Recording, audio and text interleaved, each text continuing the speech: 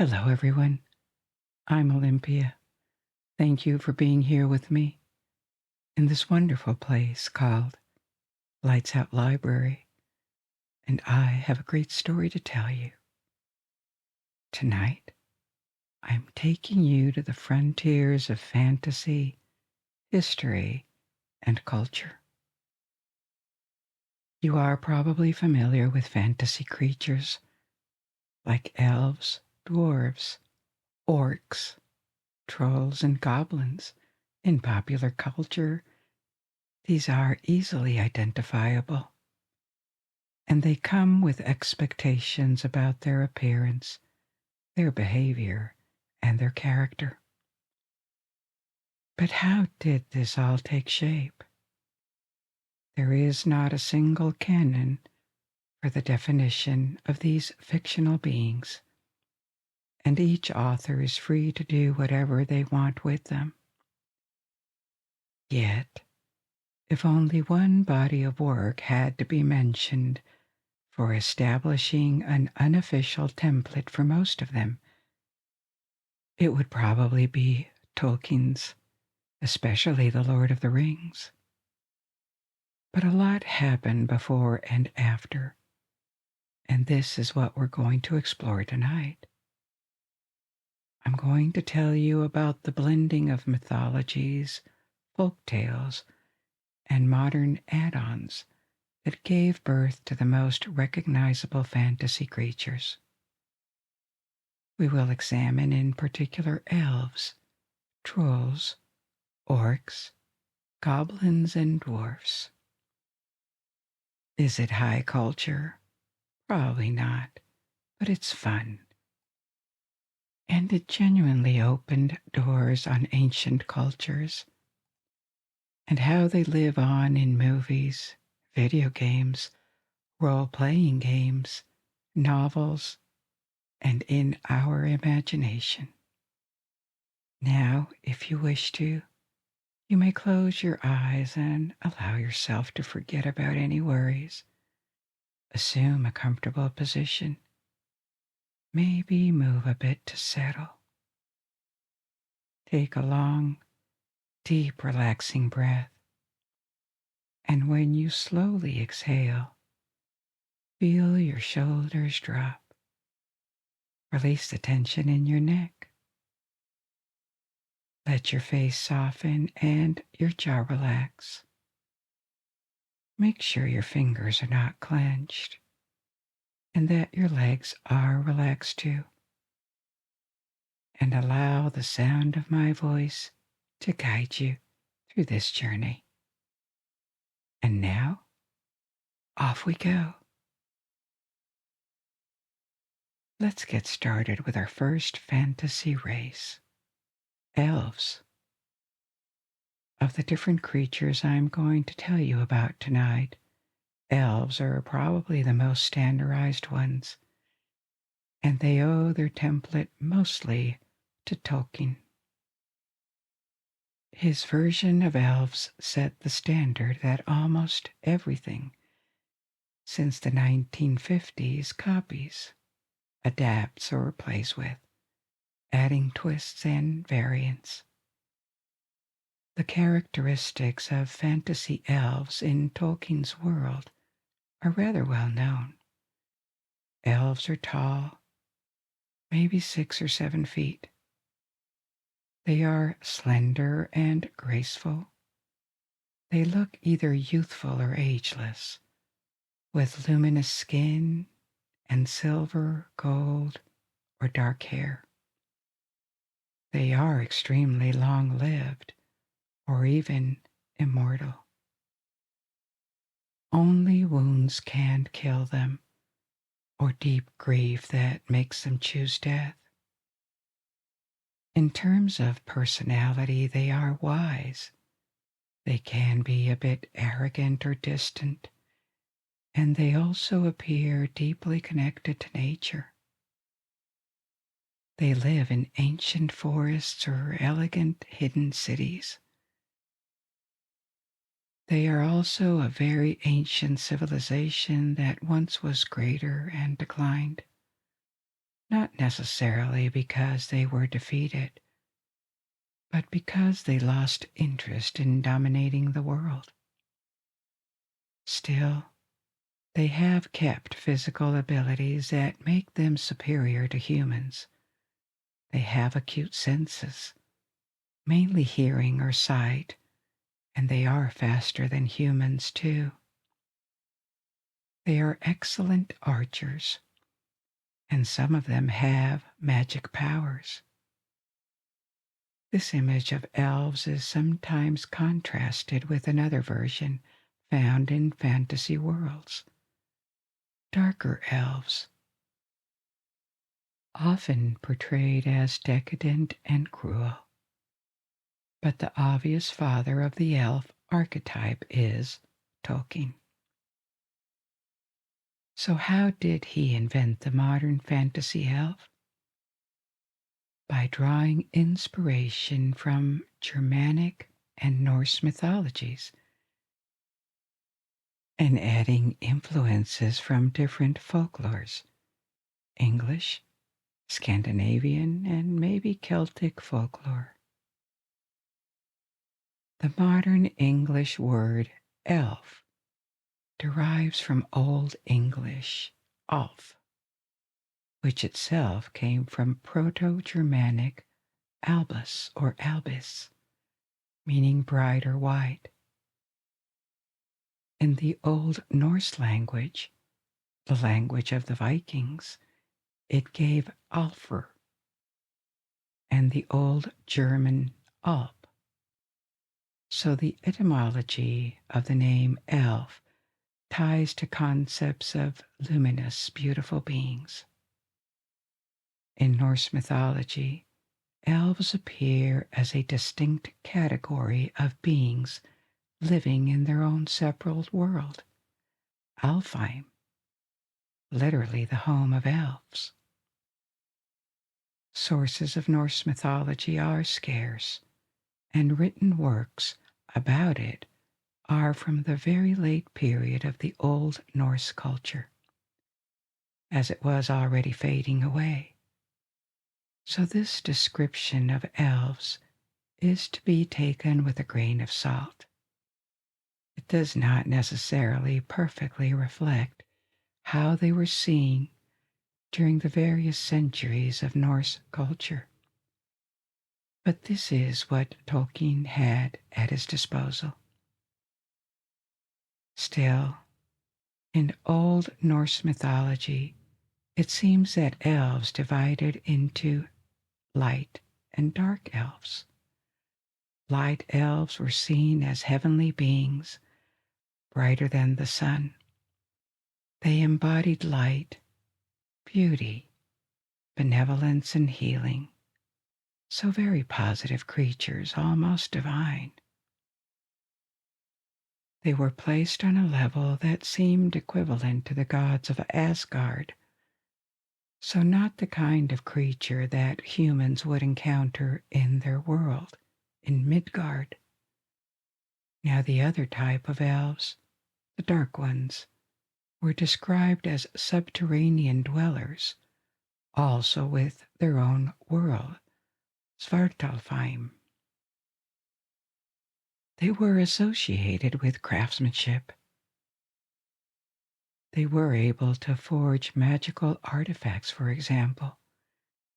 Different scholars think that these dark elves were equivalent to the dwarves, that also were a separate race of creatures. One of the main written sources of information about Norse mythology is called the Prose Edda. It is a work by Snorri Sturluson, a scholar who lived in Iceland in the 13th century, and his compilation of myths reflects the late tradition of Norse mythology. But maybe he added elements of his own, so he could have decided to unite elves and dwarves as two opposite types of elves. In any case, Tolkien drew on this opposition that seems to have inspired the mutual dislike of dwarfs and elves in his novels. So Norse, and more broadly Germanic myths, because Norse mythology is a branch of Germanic mythology, have elves that are ambivalent, light or dark. And in these ancient stories, they can either help humans by healing them or bringing fertility to our world, or they can harm them by bringing illness or madness. Still, based on what we know of Germanic and Norse mythology, the limited sources we have, they remain rather undefined. There is one story explicitly involving an elf as the main character in Germanic mythology, a story that illustrates the ambivalent nature of these mythological elves. They were gifted, yet they could also harbor a desire for revenge against humans and even take pleasure in it. It is the story of Vulander, and it goes like this. An elf of extraordinary skill, Vulander, was a master at forging intricate rings and precious jewels. He and his two brothers spent several years in the company of swan maidens, supernatural beings they had seduced, who possessed the power to take the form of swans. But one day the swan women flew away. They were immortal. Her brothers were not, and they didn't want to stay bound to mortals any longer. The two brothers set out to search for their wives, but Vulander remained behind. Instead, he withdrew to an island, where he devoted himself to forging extraordinary artifacts. His skills did wonders, and he amassed a fortune. But the king in Sweden, Nithuther, heard of the talent and great wealth of Vulander. He was greedy and wanted both the treasure and the craftsman himself. So he sent men to capture him in his sleep. They seized Vulander, bound him, and brought him to the king, Nithuther. Nithuther was ruthless and cruel. In order to prevent his prisoner from escaping, he ordered his knees to be broken, and then he forced him to work as a captive smith on an isolated island that belonged to him. In captivity, Vulander plotted revenge for his injustice. He attracted the two young sons of the king to his forge. There, he killed them and hid their bodies. No one knew where or why the sons had disappeared, which deeply affected the king. But Vulander had envisioned a more cruel kind of retribution. He used the skulls of the sons to set them in silver and make drinking bowls. From their eyes he made jewels, and from their teeth he made brooches, which he all sent to the king as gifts. The items were so well made that the king and the queen had no reason to suspect anything was amiss, so they used them unknowingly, drinking in their sons' skulls and wearing their sons' eyes and teeth as ornaments. But that was not enough. Later, the king's daughter visited him and asked him to repair the broken ring that she had damaged. Vulander got her drunk with beer, and right after that he was able to escape. He had patiently gathered feathers from which he crafted wings that enabled him to fly away from his prison island. He considered himself almost avenged, but not quite. So he flew over the king's hall to taunt him, revealing the fate of his sons before flying away under the arrows of the king's archers, unable to reach him. The story ends with Volander soaring free while the king grieves his losses. So that story is quite revealing about what these dark elves are capable of in Germanic myth. They are not nice beings. They have powers or extraordinary skills, but they can be ruthless, and any encounter with them can turn out to be very dangerous. And at this point in time, though, elves are not immortal. They are not particularly connected to nature, and not much is said about their height or appearance. They gained those characteristics later in the Germanic and especially Anglo-Saxon folklore that emerged over time during the Middle Ages, especially toward the beginning of the medieval period. In this medieval Anglo-Saxon and Scandinavian folklore, elves start to be associated with wild places, especially forests, that they would protect from human interference. They also gained a more defined appearance, and now they are human-sized, and they practice archery. That's a defining feature of their character.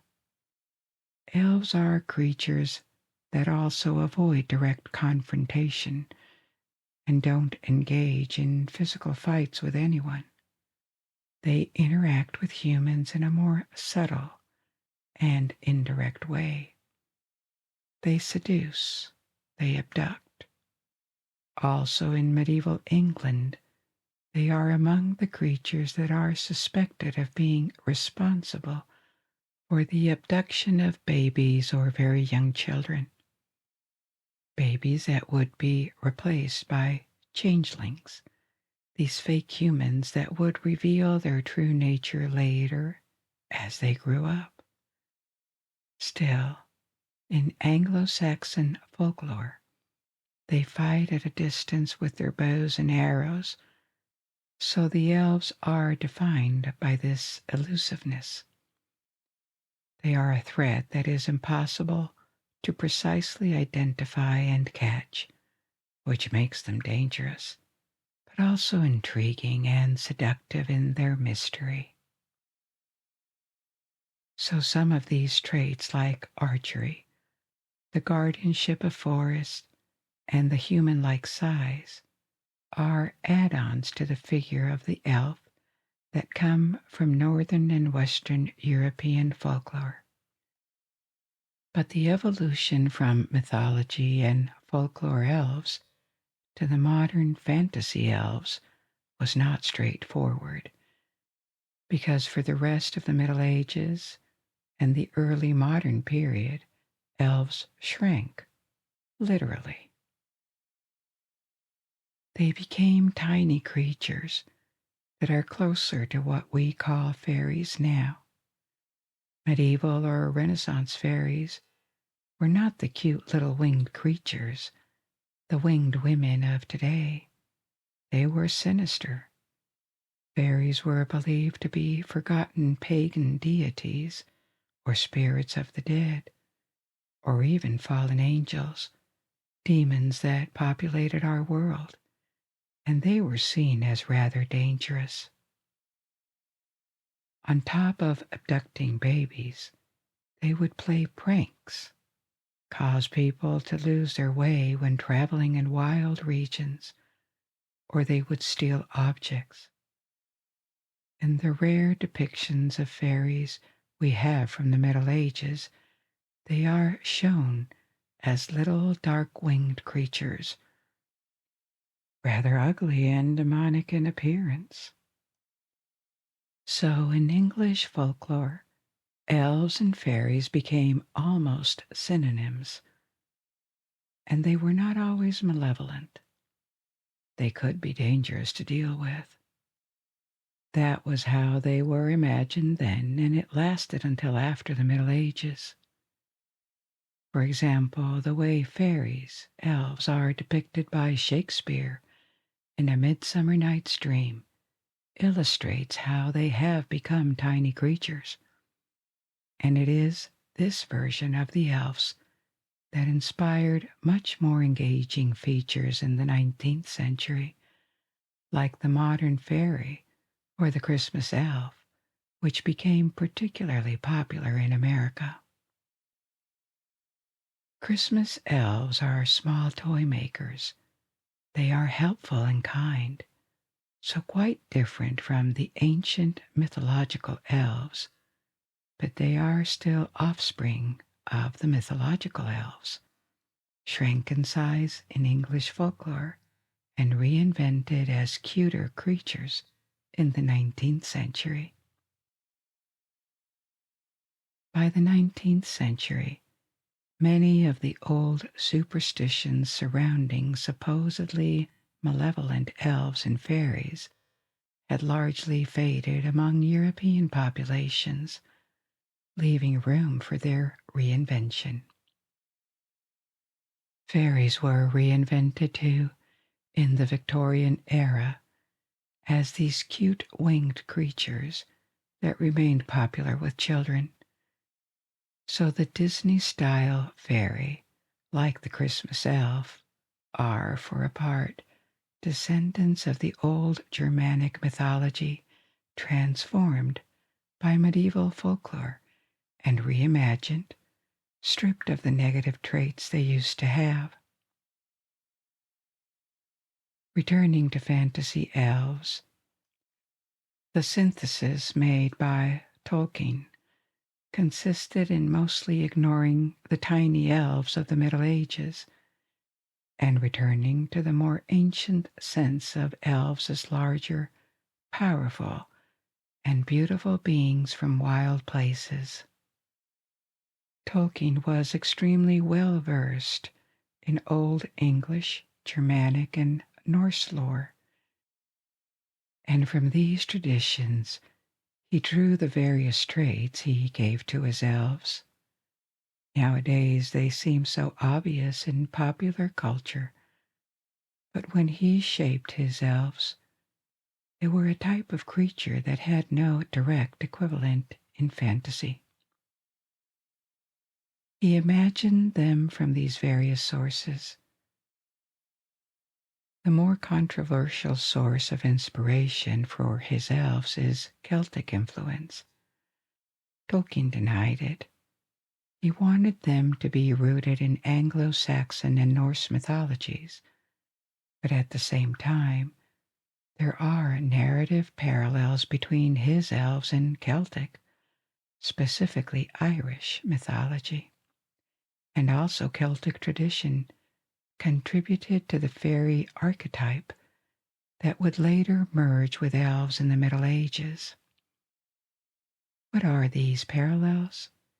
In Irish mythology, there is a race of supernatural beings, the Tuatha Danann.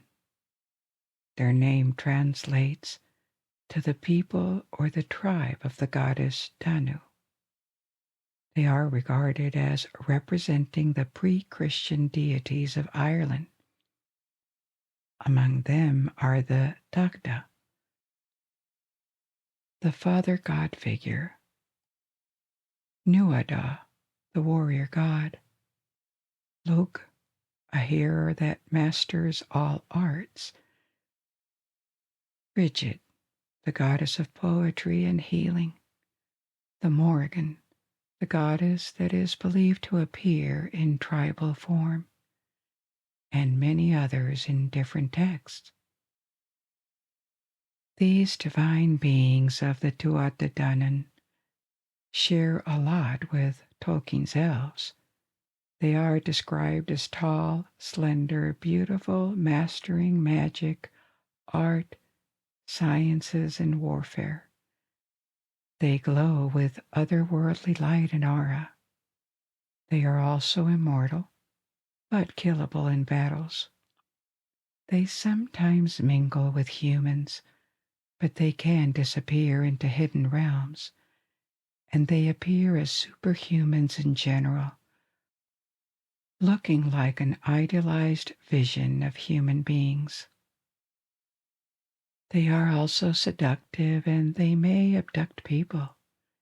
And narratively, the backstory of the elven race that Tolkien came up with echoes Celtic legends too, with elements like parts of the elves moving to the land of humans in ancient times, like the Tuatha and after centuries and centuries retreating to their land of origin or fading as a race, becoming the nostalgic remains of an ancient splendor or domination.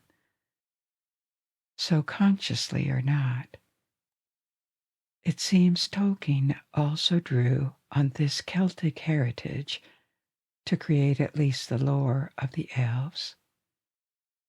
He also suggested they had pointed ears, something that did not particularly appear before. And I say suggested because he didn't emphasize this much. He just said that hobbits had slightly pointed and elvish ears. The stereotypical sharply pointed ears that elves are often pictured with actually appeared after Tolkien in art, in Dungeons and Dragons, and films, and it seems to have been inspired by fairy folklore and the 19th century depictions of fairies merging once again with elves.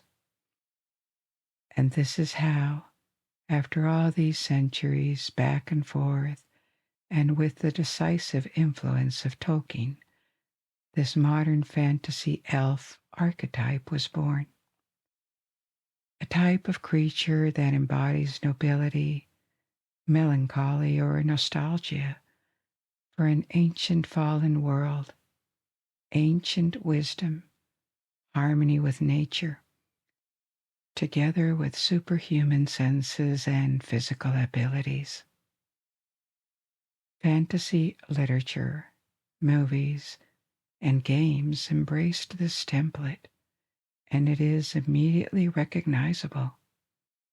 But each individual work also often plays with it, adding or eliminating traits, or exploring the possibilities created by the characteristics of this race, cultural decline, the burden of immortality, from knowing that life will never end, to interacting with mortal races that have a short lifespan,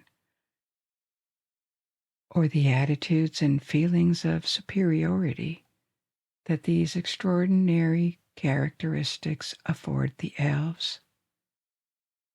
There could be many more things to say about them, but let's move to a second race, one that has a reputation of disliking elves, the dwarfs. We all know how standard fantasy dwarfs are pictured. They are short at around 4 to 5 feet, 1.2 to 1.5 meters, with a strong build and broad shoulders suited for physical labor and close combat. Male dwarves typically have beards, long and sometimes braided beards, and culturally, they are associated with mining, blacksmithing, and craftsmanship. They dwell in vast underground kingdoms carved into mountains, filled with halls, forges, or treasure vaults. They are renowned for their engineering prowess. If one fantasy race is close to the Industrial Revolution, it is them. They create intricate weapons, armor, and artifacts that are widely admired.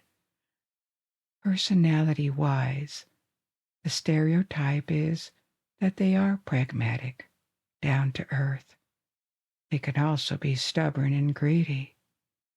They are often isolationists, or at least suspicious of any other race, but they always have a deep sense of honor and loyalty to their clan. They also like feasts, beer typically.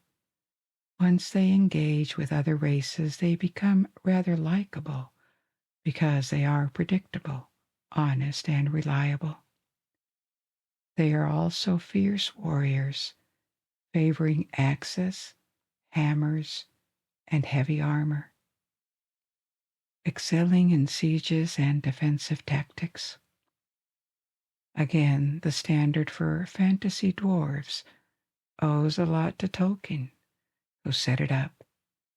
And contrary to other creatures that can vary significantly between authors, games, or films, dwarves are often rather consistent across media. Sometimes they have a darker counterpart, corrupt or chaos dwarfs. But this only solidifies the template by making regular dwarfs appear in a better light. Here again, these dwarfs were born from a reimagining of ancient sources and modern add-ons. However different, they are connected to ancestors in mythology, and they have fairy tale cousins too, like the dwarfs in Snow White. The earliest depictions of dwarf-like creatures trace back to Norse mythology. The Norse ancestors of dwarfs were earth spirits or dark elves, dwelling in Svartalfheim, one of the 9 worlds. In the sources we have, they are not described as particularly short. So why consider them ancestors of fantasy dwarves? Because they live underground. They are skilled in mining and metallurgy, and they forge extraordinary objects like the hammer of Thor or the spear of Odin. They are master artisans who trade with gods. They are capable of curses or shape-shifting, a characteristic that has disappeared from fantasy dwarfs. One that hasn't is that they also hold grudges. In the broader Germanic folklore, dwarfs acquire other characteristics that make them closer to the fantasy archetype. In sagas and fairy tales, they become short, and they always dwell underground, where they gather treasures. These are the characteristics of a well-known dwarf, the one from the Nibelungenlied. Nibelungenlied is the medieval epic that inspired other works, the most famous being The Ring of the Nibelung, the opera cycle written by Richard Wagner in the 19th century. I told you about this story already, and you can find it in the library. But the original epic is from the 13th century, and in it, the main character is a dwarf king, Alberic, who possesses a magical cloak of invisibility and the treasure in gold. These dwarf figures retain the ambivalence of their ancestors in mythology. They can be helpful if respected, but they turn malevolent and vengeful if their interests are at risk or if they are wronged. They are also associated with mountains, caves, and mining. Now, Medieval Europe had other comparable figures of dwarfs that presented the same kind of ambivalence, such as the leprechauns of Ireland or the trow, Trow, in Scotland. Leprechauns are more famous, but these Scottish trows are interesting because they originated in northern Scotland in the folklore of the Shetland and Orkney Islands. In these islands, local folklore was influenced by Celtic and Scandinavian elements. There were historical Viking settlements there, and from the mixing of folklore were born these trows, and they are often described as a type of fairy or goblin. Rather than Norse dark elves, they were inspired by trolls, which we will discuss in a moment, because depending on the traditions in Scandinavia, trolls could range from gigantic to very small. So trows, it is believed their name comes from troll, are sometimes mean or mischievous. They are to be avoided, and they like holding treasures. They don't have traits like beards, the mining, or the sense of honor of fantasy dwarfs. So they are farther from them than their Germanic counterparts. The 19th century is a time when folkloric tales or stories, drawing inspiration from European legends or rewritten as fairy tales. And in fairy tales, dwarf figures appear here and there.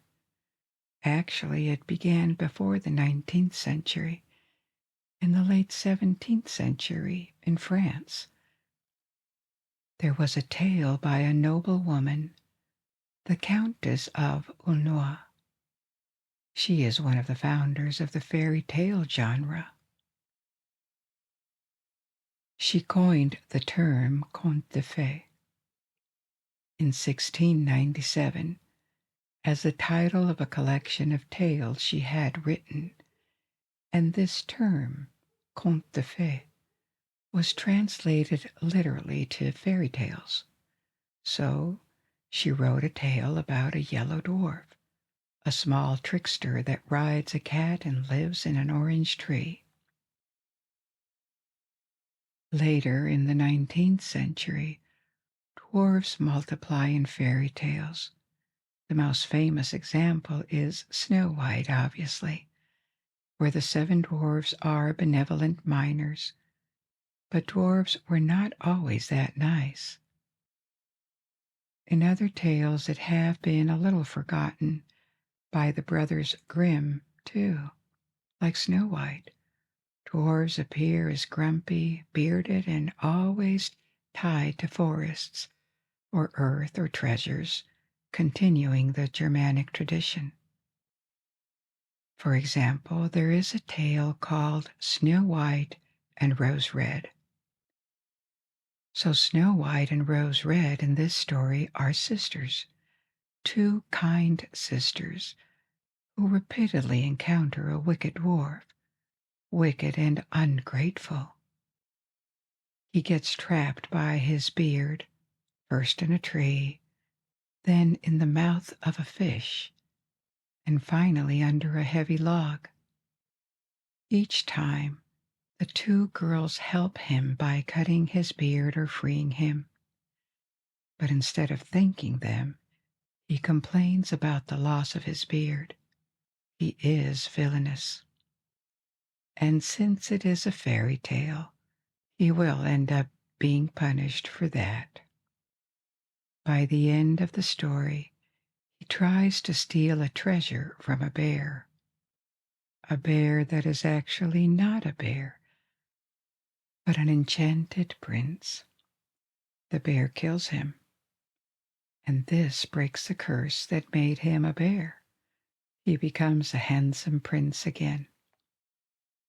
So in that story, the dwarf is the bad guy, and he appears greedy, ill-tempered, which are negative personality traits that have been associated with dwarfs for a long time.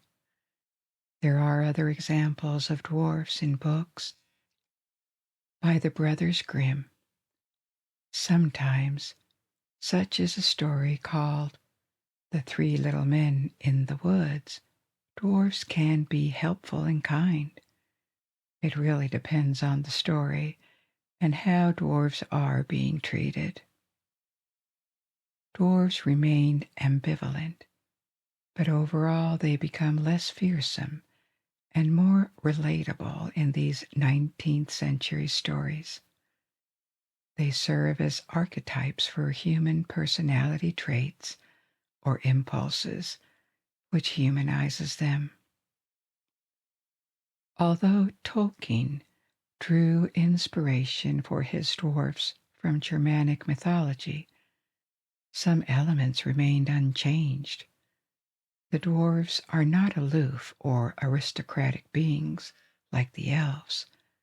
The elves may be admirable with their high standard of physical perfection and their immortality, but they set the bar very high. The dwarves are more relatable as short-bearded warriors and miners. They like to have fun, to eat, to be entertained. They have human qualities and flaws. Tolkien also invented things, giving them a creation myth, turning them into an exiled race that clings to the remains of a past that was more glorious. And he emphasized their conflicts with elves or orcs, things that did not particularly exist before. Probably even more than for elves, his template was very influential because it has barely changed after him. I just mentioned the orcs, so let's talk about them, but together with goblins and trolls. Because however different they are pictured, these three have historical connections. The most recent ones are actually the orcs, which are a modern invention by Tolkien. They are not traceable to a particular legendary template. The typical fantasy orc is, or at least used to be, a brutish monster with green, gray, or dark skin, small eyes, prominent teeth, and a savage appearance. They are strong, aggressive. They live in clans or hordes, led by warlords, and their culture is centered on survival and warfare. They were once portrayed as thoroughly malevolent, the archetypal brutish antagonist. And this is what they are in The Lord of the Rings. Maybe this has changed a bit, because in some media like World of Warcraft or The Elder Scrolls, they have been humanized. They are still savage, but they can be more noble. They have a code of honor and they form families with traditions, moral complexity. They are sometimes pictured as misunderstood by other races. So they are no longer only cannon fodder that heroes need to get rid of. But still, orcs are a modern invention. They start with Tolkien, and they have no direct equivalent in folklore. The name orc was chosen by Tolkien for its simplicity, and because it expressed a certain brutality. It existed before. It appeared in Beowulf, the medieval Anglo-Saxon epic in which it names unprecise monsters, hellish creatures. It seems the word orc was borrowed from Latin orcus. Orcus was a rather ancient god of the underworld that may have appeared in the Etruscan religion in central Italy. From the Etruscans it passed to the Romans, that blended Orcus and Pluto, the Roman equivalent to the Greek Hades, the master of the underworld, where the spirits of dead people were believed to go after death. The term orco survived. In Italian, it refers to a kind of monster found in fairy tales that feed on human flesh, and this word, orco, may have passed to French as ogre, and from French to English as ogre, which are a different type of creature than orcs, but both words may be distant cousins. They would come from this same Latin origin, maybe the closeness of ogre, which was already a well-known word for monsters, and orc also explains why Tolkien chose this name for his monstrous creatures, even though they were new when Tolkien published his books and stories. They still felt familiar to readers, because there was a long tradition in Europe of savage humanoid monsters of different sizes and different characters since at least the Middle Ages. Ogres, trolls, goblins, orcs are fairly different from them because they form warfaring tribes, and no creature had been described like them before. But to the average reader they were, at the same time, reminiscent of these monsters. After Tolkien, contrary to the dwarves, for example, which remained very close to this template, orcs have kept evolving. They were embraced by Dungeons and Dragons in the 1970s, and then franchises like Warhammer or Warcraft that made the green skin familiar, and also maybe a more cartoonish appearance for orcs, with huge tusks and a very muscular build. So orcs are physically strong, a clear contrast with our next creatures, goblins. In modern fantasy, goblins are also antagonists, but they are more like low-tier antagonists, and sometimes even they serve as a comic relief kind of race. This depiction of goblins is posterior to Tolkien. In his works, goblins and orcs are not differentiated. Actually, in The Hobbit, which was written before The Lord of the Rings, Tolkien calls goblins the creatures that will become orcs later. The modern goblin, as a small being, also often green-skinned, is an invention of Dungeons and Dragons, where goblins are typically relatively weak enemies, starter enemies. They compensate with numbers, but they tend to be disposable.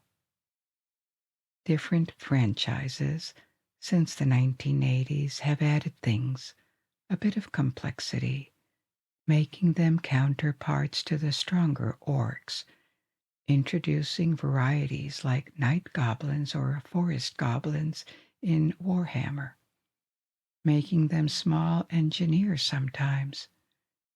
And in more recent fantasy books, they also gained more relatable traits, moving away from pure villainy. Now, this term, goblin, has deeper roots in European folklore. We are back to it. It is believed their names come from the medieval Latin gobelinus, or Greek kobalos, meaning rogue or mischievous.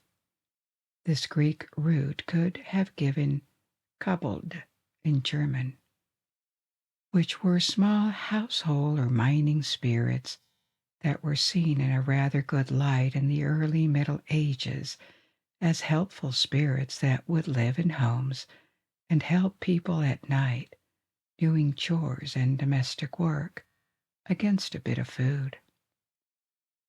With Christianization, they were increasingly seen as malicious, pagan type of belief, and they started to gain a bad reputation. So the Latin gobelinus passed to Old French gobelin. It is attested around the 12th century, and from Old French to Old English as goblin around the 14th century. Depending on the regions in Western Europe, goblins, gobelins, or kobolds were not a single unified concept, but rather a term for small supernatural beings. The small size was systematic, around 1 or 2 feet in height, and they were imagined with furry or leathery skin and abilities such as invincibility or shape-shifting. As time passed in the Middle Ages, they became increasingly villainous. At best, they would move objects or tangle hair when people slept.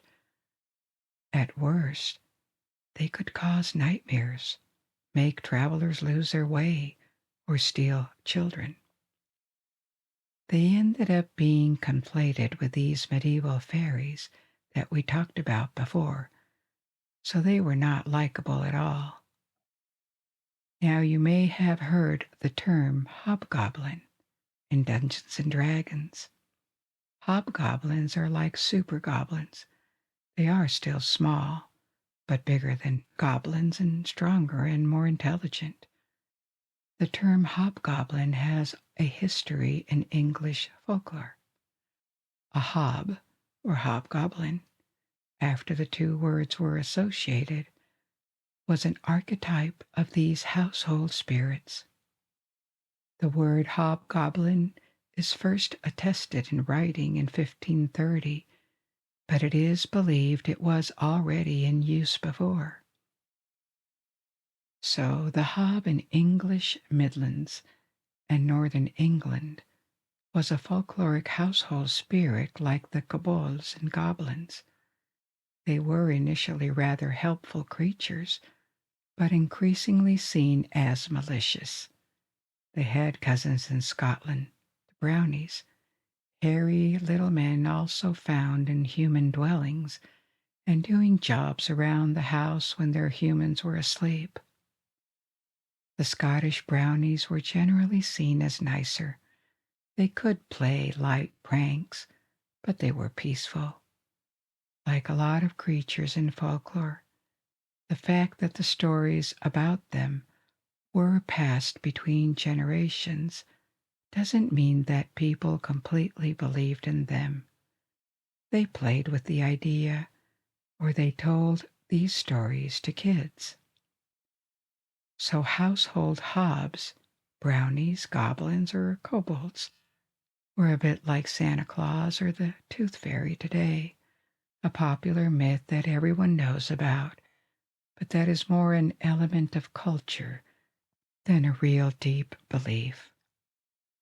And as the Middle Ages advanced, and then the modern period, the 16th, 17th, 18th centuries, Catholic and Protestant churches tended to discourage these beliefs or equate folkloric beings with evil spirits, which probably contributed to the worsening of their reputation. From helpful domestic hobs to pranksters to completely malicious little devils, they also got a reputation for living not just in homes, but also underground, in caves or in mines, becoming a bit more like dwarves, but not nice dwarves. Modern fantasy revived their memory. It started with Tolkien, writing about goblins in The Hobbit, before he switched and called them orcs. But the real starting point for fantasy goblins was in the 1970s, especially with Dungeons and Dragons, exploiting the old medieval traditions about them. Sneaky, small, individually rather weak, a bit sinister, but not that dangerous individually, and adding to it the tribal dimension. Fantasy goblins are usually found in large groups, or they are like a weaker and smaller version of orcs that sometimes they accompany and serve. So fantasy goblins are small. Orcs are human size or a bit bigger than humans. But there are bigger monsters in modern fantasy, especially the trolls. This is yet another type of monster that fantasy fans are familiar with. Trolls are massive, way taller than a human being. They look towering. They are brutal, heavy-muscled, with thick skin, leathery or stony skin in various shades of gray, green, or brown. Fantasy authors like to have different kinds of trolls adapted to different environments. Forest, mountains, swamps. They often have features like long arms, a bit like gorillas, oversized noses or fangs or tusks. They seem to be prone to mutation with various heads or more than 2 arms, so they can vary in size and appearance. But the stereotype includes ferocity, towering size, something apish in their aggressiveness. They are voracious. They eat anything, and also they are quite dumb, more stupid and less civilized than orcs and goblins. Other frequent characteristics are that they are vulnerable to sunlight and fire, and that they regenerate. They heal very quickly, except if you attack them with fire. Fantasy trolls are also a modern recreation, but contrary to orcs, that are a recent invention, and goblins that descend from medieval fairies and household spirits, trolls have clear roots in mythology. In Norse myths, the word troll comes from the Old Norse language, in which it could name different supernatural beings, giant monsters, magical beings, or demons. This plurality of meanings explains how, under the same name, very different creatures passed from mythology to Scandinavian folklore. Physically, trolls could be seen as small or sometimes human-sized, in which case they were like a local version of fairies, little hidden creatures, not always entirely malicious, but always dangerous, because they were unpredictable and devoid of human morality. I told you in a previous story about the myth of changelings. In Scandinavia, trolls were made responsible for these alleged substitutions of children and their replacement with fake humans. In this case, they were an alternative to fairies. In other regions of Scandinavia, trolls could be bigger or even gigantic, in particular in Norway, where local legends attribute rock formations to trolls. There would be petrified trolls that were surprised by sunlight and turned into stone. There are several places in Norway that bear names coming from this local folklore, such as Trollstigen, the Troll Path or Troll Trail, the Mountain Pass or Trolltunga, Troll's Tongue, an overhanging rock formation in southern Norway. Legend says it was a troll's tongue mocking the sun before turning to stone. There is even Trollheimen, home of the trolls, which is a mountainous region in central Norway known for its spectacular peaks, and there are more. So folkloric Scandinavian trolls would come in various shapes and styles.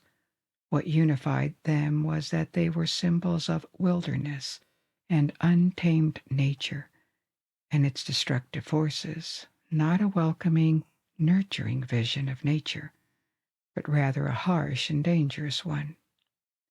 Like elves and dwarves, these personifications of natural forces or concepts were progressively associated with pagan forces and demonized after Christianization.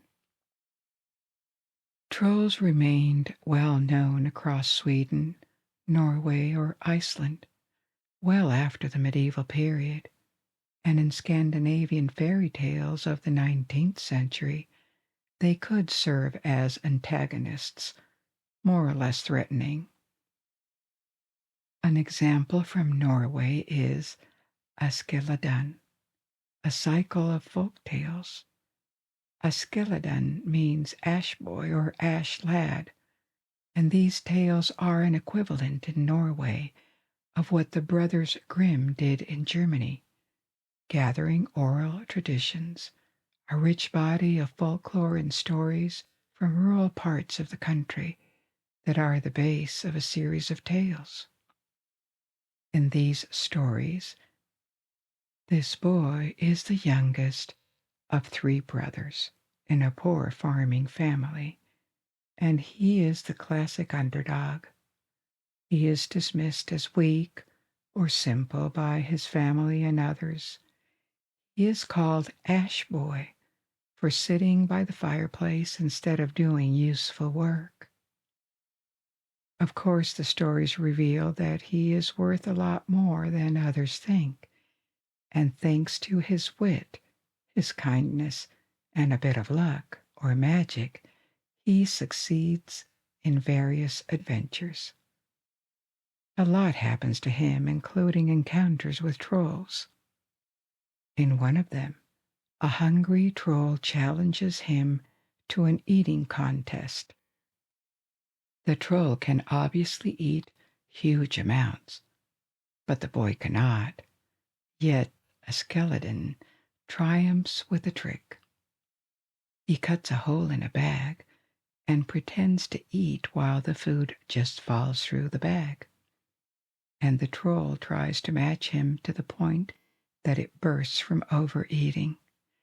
And so the boy keeps the treasure previously owned by the troll. In another story, he is sent to steal magical treasures from another troll, treasures like magic silver ducks that can swim on land, or a golden harp that plays itself. With various tricks and great courage, he succeeds again. So by the 20th century, when all these modern fantasy figures took shape, trolls were a logical source of inspiration, and one that, once again, Tolkien exploited, but sparingly. There are trolls in The Hobbit and in The Lord of the Rings, but not many. He kept the sunlight weakness of Scandinavian folklore and chose to make his trolls rather big. In that sense, he was once again a big influence, because the term troll in fantasy could have ended up being applied to small creatures if another Scandinavian tradition had been picked. The concept of regenerating trolls appeared in the 1960s in fantasy literature, and it was popularized by Dungeons and Dragons from the 1970s. Dungeons and Dragons also introduced this variety of trolls from forests, mountains, or swamps, and turned them into a high tier of threats or monsters. They became formidable opponents, in particular due to their regenerative powers.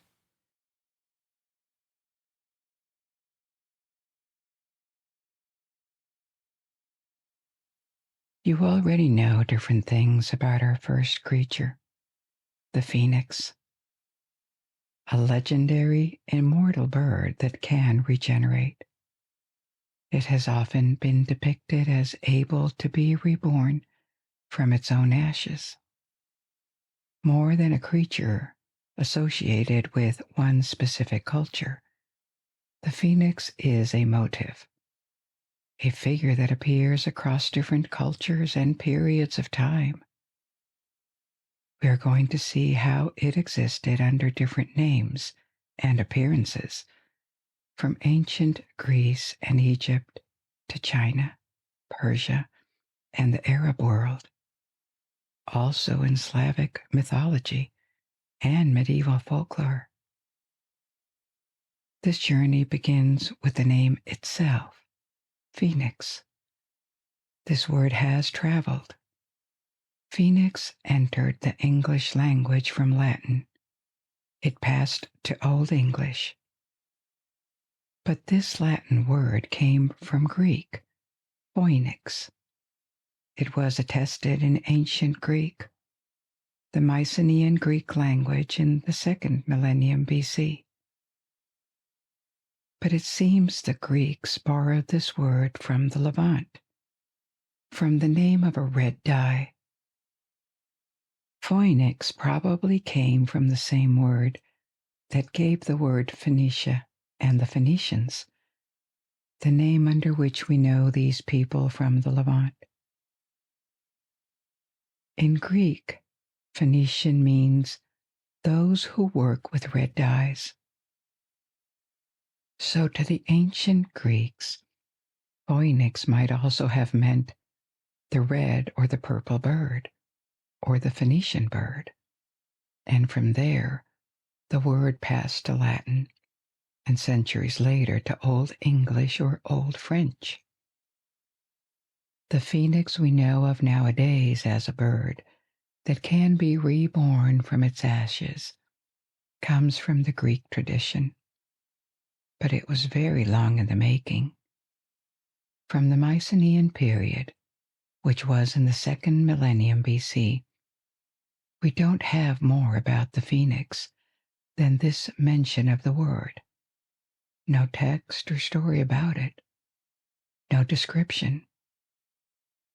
The earliest clear mention of the phoenix as a legendary bird that we know of is from the 8th century BC. In a text attributed to his youth, a Greek poet, a contemporary of Homer, Hesiod. He is maybe lesser known than Homer. You know that Homer is credited with foundational works, the Iliad and the Odyssey, but his identity is still debated. Most scholars believe that the Iliad and the Odyssey were probably not written by the same author. In that sense, Homer may be more of a legendary figure, or perhaps a name to which multiple works were later attributed. Hesiod, by contrast, is a much better documented historical figure. There is little doubt that he was a real person, and several of his works have survived in full, included epic poems such as the Theogony, which recounts the origins and genealogies of the Greek gods, and Works and Days, which includes famous myths such as the story of Pandora and her box. Hesiod almost certainly did not invent these myths himself, but rather committed to writing stories that had circulated orally for generations before him. Even so, he remains one of our most important sources for Greek mythology. So in another of his works called The Precepts of Chiron, which has been partially lost, we only have fragments of it. He wrote about the phoenix. Chiron was a centaur, a half-man, half-horse creature. Contrary to his kind, he was cultured and wise. In a fragment of Precepts of Chiron, he speaks about the lifespans of different creatures.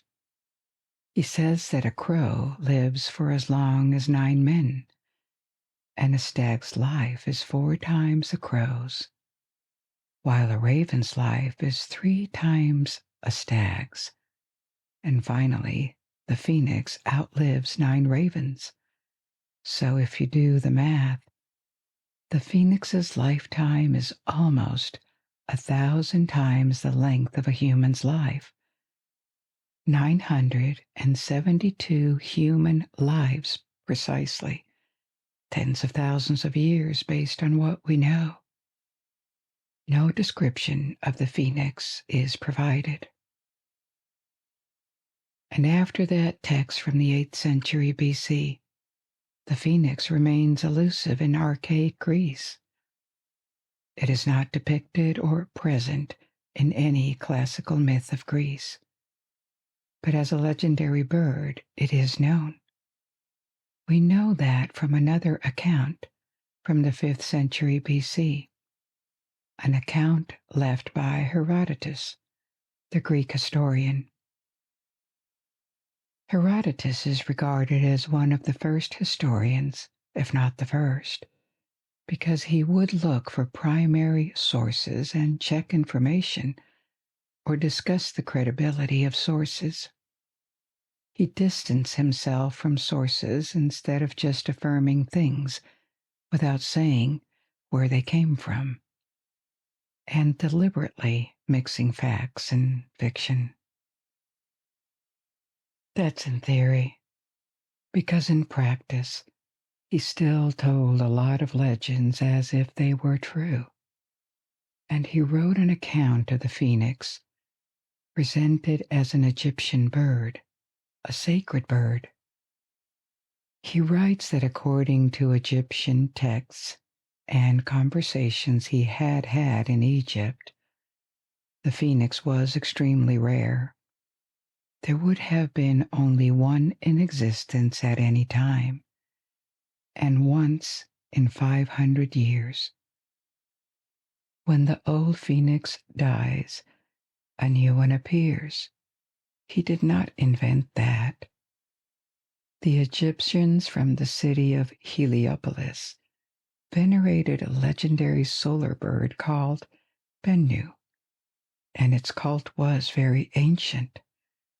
This bird, the Bennu, is first mentioned in the pyramid texts, which date to the Old Kingdom, 2,000 years before classical Greece. This Bennu would have been a symbol of the creator god Atum. How the Egyptians of this period of the Old Kingdom imagined Bennu is uncertain, but 1,000 years later, in the New Kingdom, the Bennu started to be pictured as a gray heron carrying a solar disk. The Bennu of the New Kingdom appears on amulets shaped like scarabs, amulets that are placed with the bodies of the dead, so it is believed to have been a symbol of rebirth. This Egyptian bird may have inspired the Greek phoenix via accounts left by Herodotus. What is unclear is to what extent he imagined things or repeated information given to him by Egyptians of the 5th century BC. In any case, Herodotus's depiction of the phoenix as a large bird resembling a red eagle and associated with the sun endured. The other themes associated with the phoenix in ancient Greece were added after Herodotus by other authors, like the theme of the fire or the bird turning to ashes and being reborn from these ashes. In the earliest known images of the phoenix produced by the Greeks, it is associated with the sun. We know it because it features 7 rays of light around it. Like traditionally, the personification of the sun Helios was depicted in the centuries after Herodotus, both in Greece and the Roman world.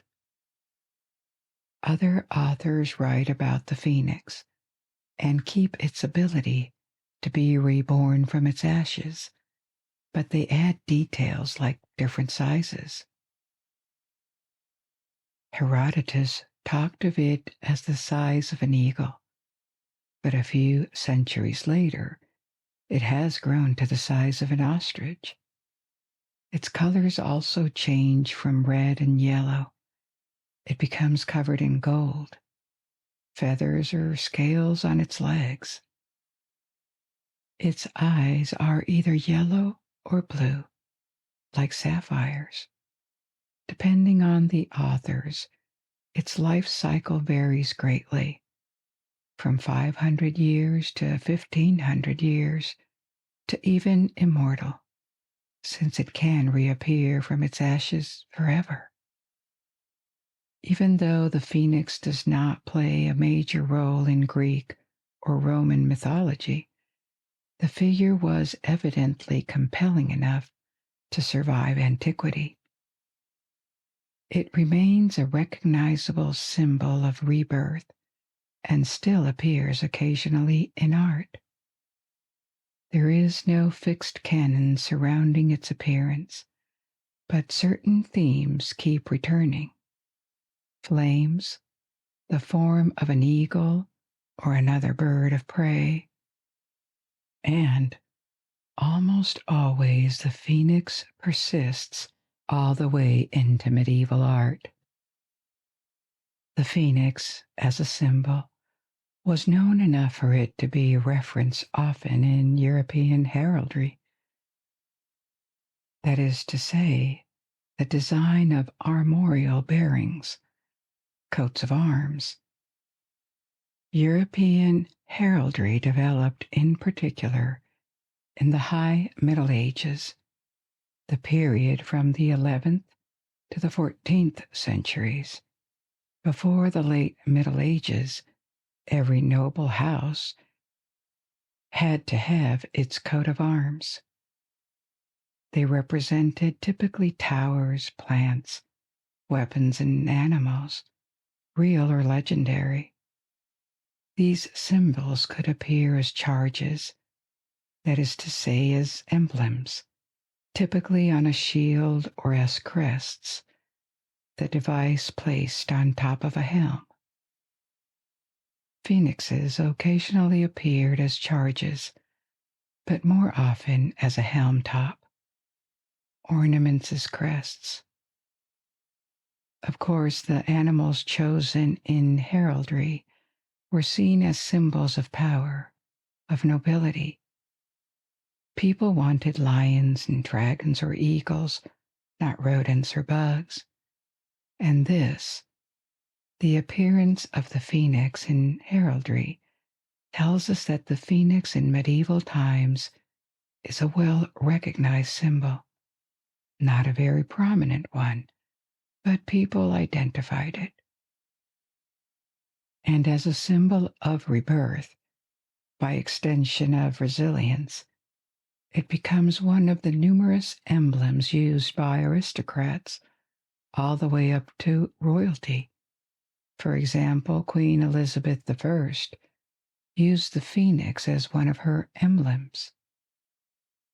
So this is a cultural legacy that lives on today in reference to the phoenix, in X-Men or Harry Potter, or fantasy literature.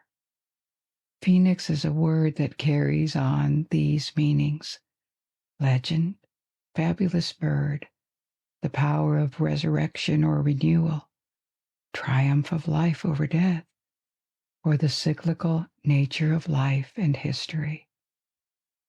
But I also mentioned at the beginning that the phoenix was a motif. There are analogues to it in a variety of cultures, which speaks of an appeal of these concepts for humans. So what are some of these analogues?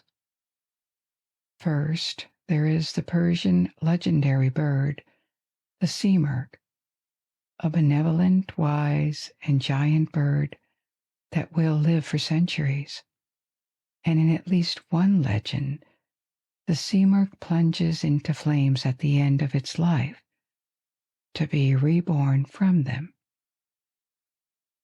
The simurgh can be found often in Persian art and literature. Its iconography also expanded to regions that were in contact with Persian culture, like the Eastern Roman Empire. In art, it is often depicted as gigantic, strong enough to carry an elephant or a whale, and it is primarily a bird, but a composite bird with the head of a dog and lion claws. The theme of rebirth from ashes is not prominent around the simurgh, but what is an extremely long life. Like the ancient phoenix, it is said to be so old that it has seen the destruction of the world 3 times over. Another example of a phoenix-like bird is the anka, an ancient legendary bird from Arab mythology, pre-Islamic mythology. It dates back to antiquity. The anka is a female bird said to appear only once in ages, but the rest of the time it would stay where the sun sets. It has been described with 4 wings, a long neck, and is very colorful.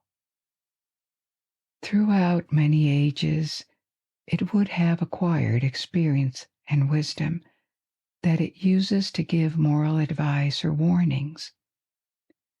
According to one medieval author, Zakaria al-Qazwini, the bird would live for 1,700 years. Like the Persian simurgh, and the Persian influence is very likely here, and the anka would only mate at 500 years of age, laying one single egg in which the chick stays for 125 years. Near the Persian cultural area, in Turkic mythology, there is also the konrul, another similar gray or phoenix-like, very long-lived birds that are cyclically regenerated. To the east in China, there is the fenghuang, sometimes called the Chinese phoenix. The fenghuang doesn't seem to have a direct cultural connection with the Persian and the Greek phoenix, but they share similarities. The benevolence or positive connotation, or the fact that it appears in some traditions to mark the beginning of a new era. Implicitly, there's a concept of cycle. In other Chinese traditions, the fenghuang is said to hide in times of trouble and reappear when good times begin. Before the first millennium BC, the fenghuang originally consisted of a separate male bird, feng, and a female bird, huang. Together they were depicted as a symbol of harmony between the yin and yang aspects, or a symbol of love between husband and wife. But starting in the imperial period, 22 centuries ago, the male and female birds merged to form the fenghuang, and the resulting creature was feminized, becoming a counterpart to the dragon, which used to be a symbol of masculinity. So since then, Feng Huang and dragons have been depicted in decoration for weddings or royal symbols, the common yin and yang metaphor, and an emblem of relations between husband and wife. Arguably, the Feng Huang is not strictly identical to the phoenix. There is no reference to a rebirth, and it is not specifically a symbol of eternity. There is no direct association with fire or the sun either, but the fact that it will return cyclically to announce a renewal. The iconography as a splendid and colorful bird, or its very positive connotation, these are all elements that connect it to the Western and Middle Oriental phoenix. Yet another analog is the firebird from Slavic mythology, the glowing or burning bird, often depicted as resembling a falcon from a faraway land that is a bearer of blessings. It may also bring doom to anyone who captures it. Firebirds appear in various Slavic tales, typically as the object of a quest. Here again, the death and rebirth narrative is absent, but firebirds speak of blessings and renewals, and they are described as very similar to the ancient Greek phoenix, with glowing yellow and red colors and an affinity with fire. So all these examples, Egyptian, Greek, Persian, Arab, Chinese, and Slavic, raise the question of why this symbol appears across so many different cultures. A first type of explanation may just be a cultural diffusion. Like gods or languages, symbols traveled, and cultures of Asia, Europe, and Africa had contacts in antiquity. The Greek phoenix drew inspiration from Egypt.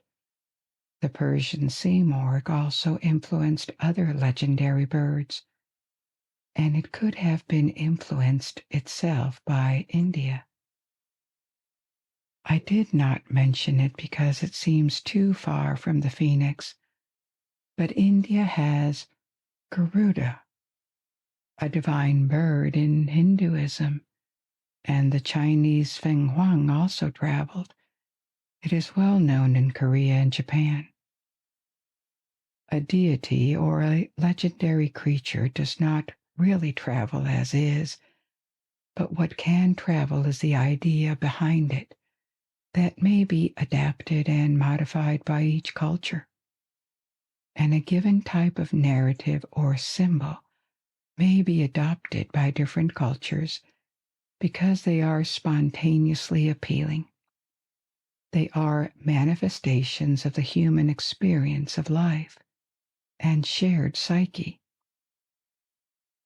In front of universal challenges, the need to survive, the fear or the love of nature, the experience of sleep and dreams, the sex drive, the prospect of death beyond cultures, these are universal preoccupations that derive from our human condition, the experience of life. This brings us to the second possible explanation for phoenix-like motives. At its core, the phoenix embodies the idea of a bird associated with cycles, renewal, and rebirth, often enriched by symbolism linked to the sun or fire. It is rather logical to associate the sun with cycles. The sun goes through a daily death at dusk and a rebirth at dawn. Its position and its warmth also form yearly cycles, while birds, living in the sky because they can fly, are logical symbols as sky messengers or animals connected to the heavens. Associating them with the sun and, by extension, fire could have stemmed from this. Maybe another dimension of this cultural appeal of the phoenix, on a more psychological level, is the theory or the observation developed by scholars like Carl Jung or anthropologists like Claude Lévi-Strauss, that similar myths would emerge independently across cultures because humans would structure stories around binaries like life and death, or chaos and order. Faced with these oppositions and a human desire for hope and resilience, we would create stories and assemble symbols such as the phoenix, a figure that seems to express the possibility of overcoming mortality, or taking new beginnings, or altering the world with a cyclical structure to make it readable. This is inherently hard to prove, and the risk of rambling is real when assembling concepts like this at a very theoretical level. Still, if some myths endure and seem to recur across cultures, while others do not, it may be because they touch something in our psyche that makes them particularly desirable, compelling, and resonant. A third group of reasons behind the legend of the phoenix could also be more observation-based. For example, birds may be also good symbols of rebirth just because they lay eggs as opposed to mammals. Birds are not the only ones that lay eggs, but seeing bird eggs was a very common experience. The egg that gives birth to a new, similar bird when it hatches. This works better as a symbol of cycles than the invisible growth of mammals in a womb. The fact that some birds migrate and come back periodically. This is another cyclical feature, and birds are among the most colorful families of animals.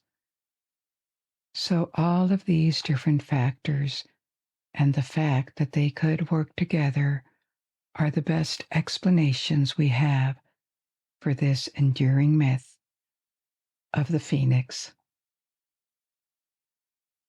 Speaking of psychology, culture, and its diffusion, let's move to a second legendary animal, another famous one, the unicorn.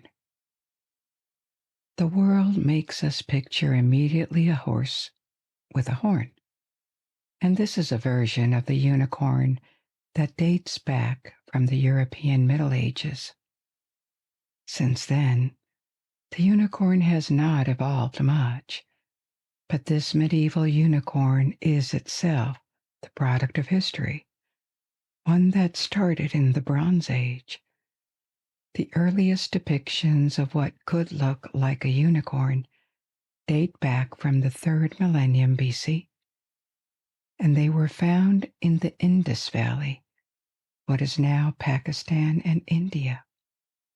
In ruins of the Indus Valley civilization, ancient stone seals, engraved seals, were found showing what looks like bovine animals with a single horn. These seals are believed to have been symbols of power or emblems of a clan or of a city. It is also unclear whether the horn is actually a horn or if there were two, because these animals are depicted in profile and we don't know anything else about them. In any case, after the decline of the Indus Valley civilization, they disappear, and it seems later myths about unicorns developed independently at least. They vanished from South Asian art in the second millennium BC. Leaving aside the Indus Valley, the first text describing something resembling a unicorn appears in Greece in the first millennium BC, and it seems they were inspired by rumors or second-hand tales of real animals, especially the Indian rhinoceros. You know that there are different species of rhinoceros in Africa. There are two, the white and black rhino. The white species is the largest, heaviest one. Big adults can weigh more than 3 tons. Black rhinos are smaller, more compact, and also more agile. These African species have 2 horns on their nose, whereas the Indian rhino has only 1.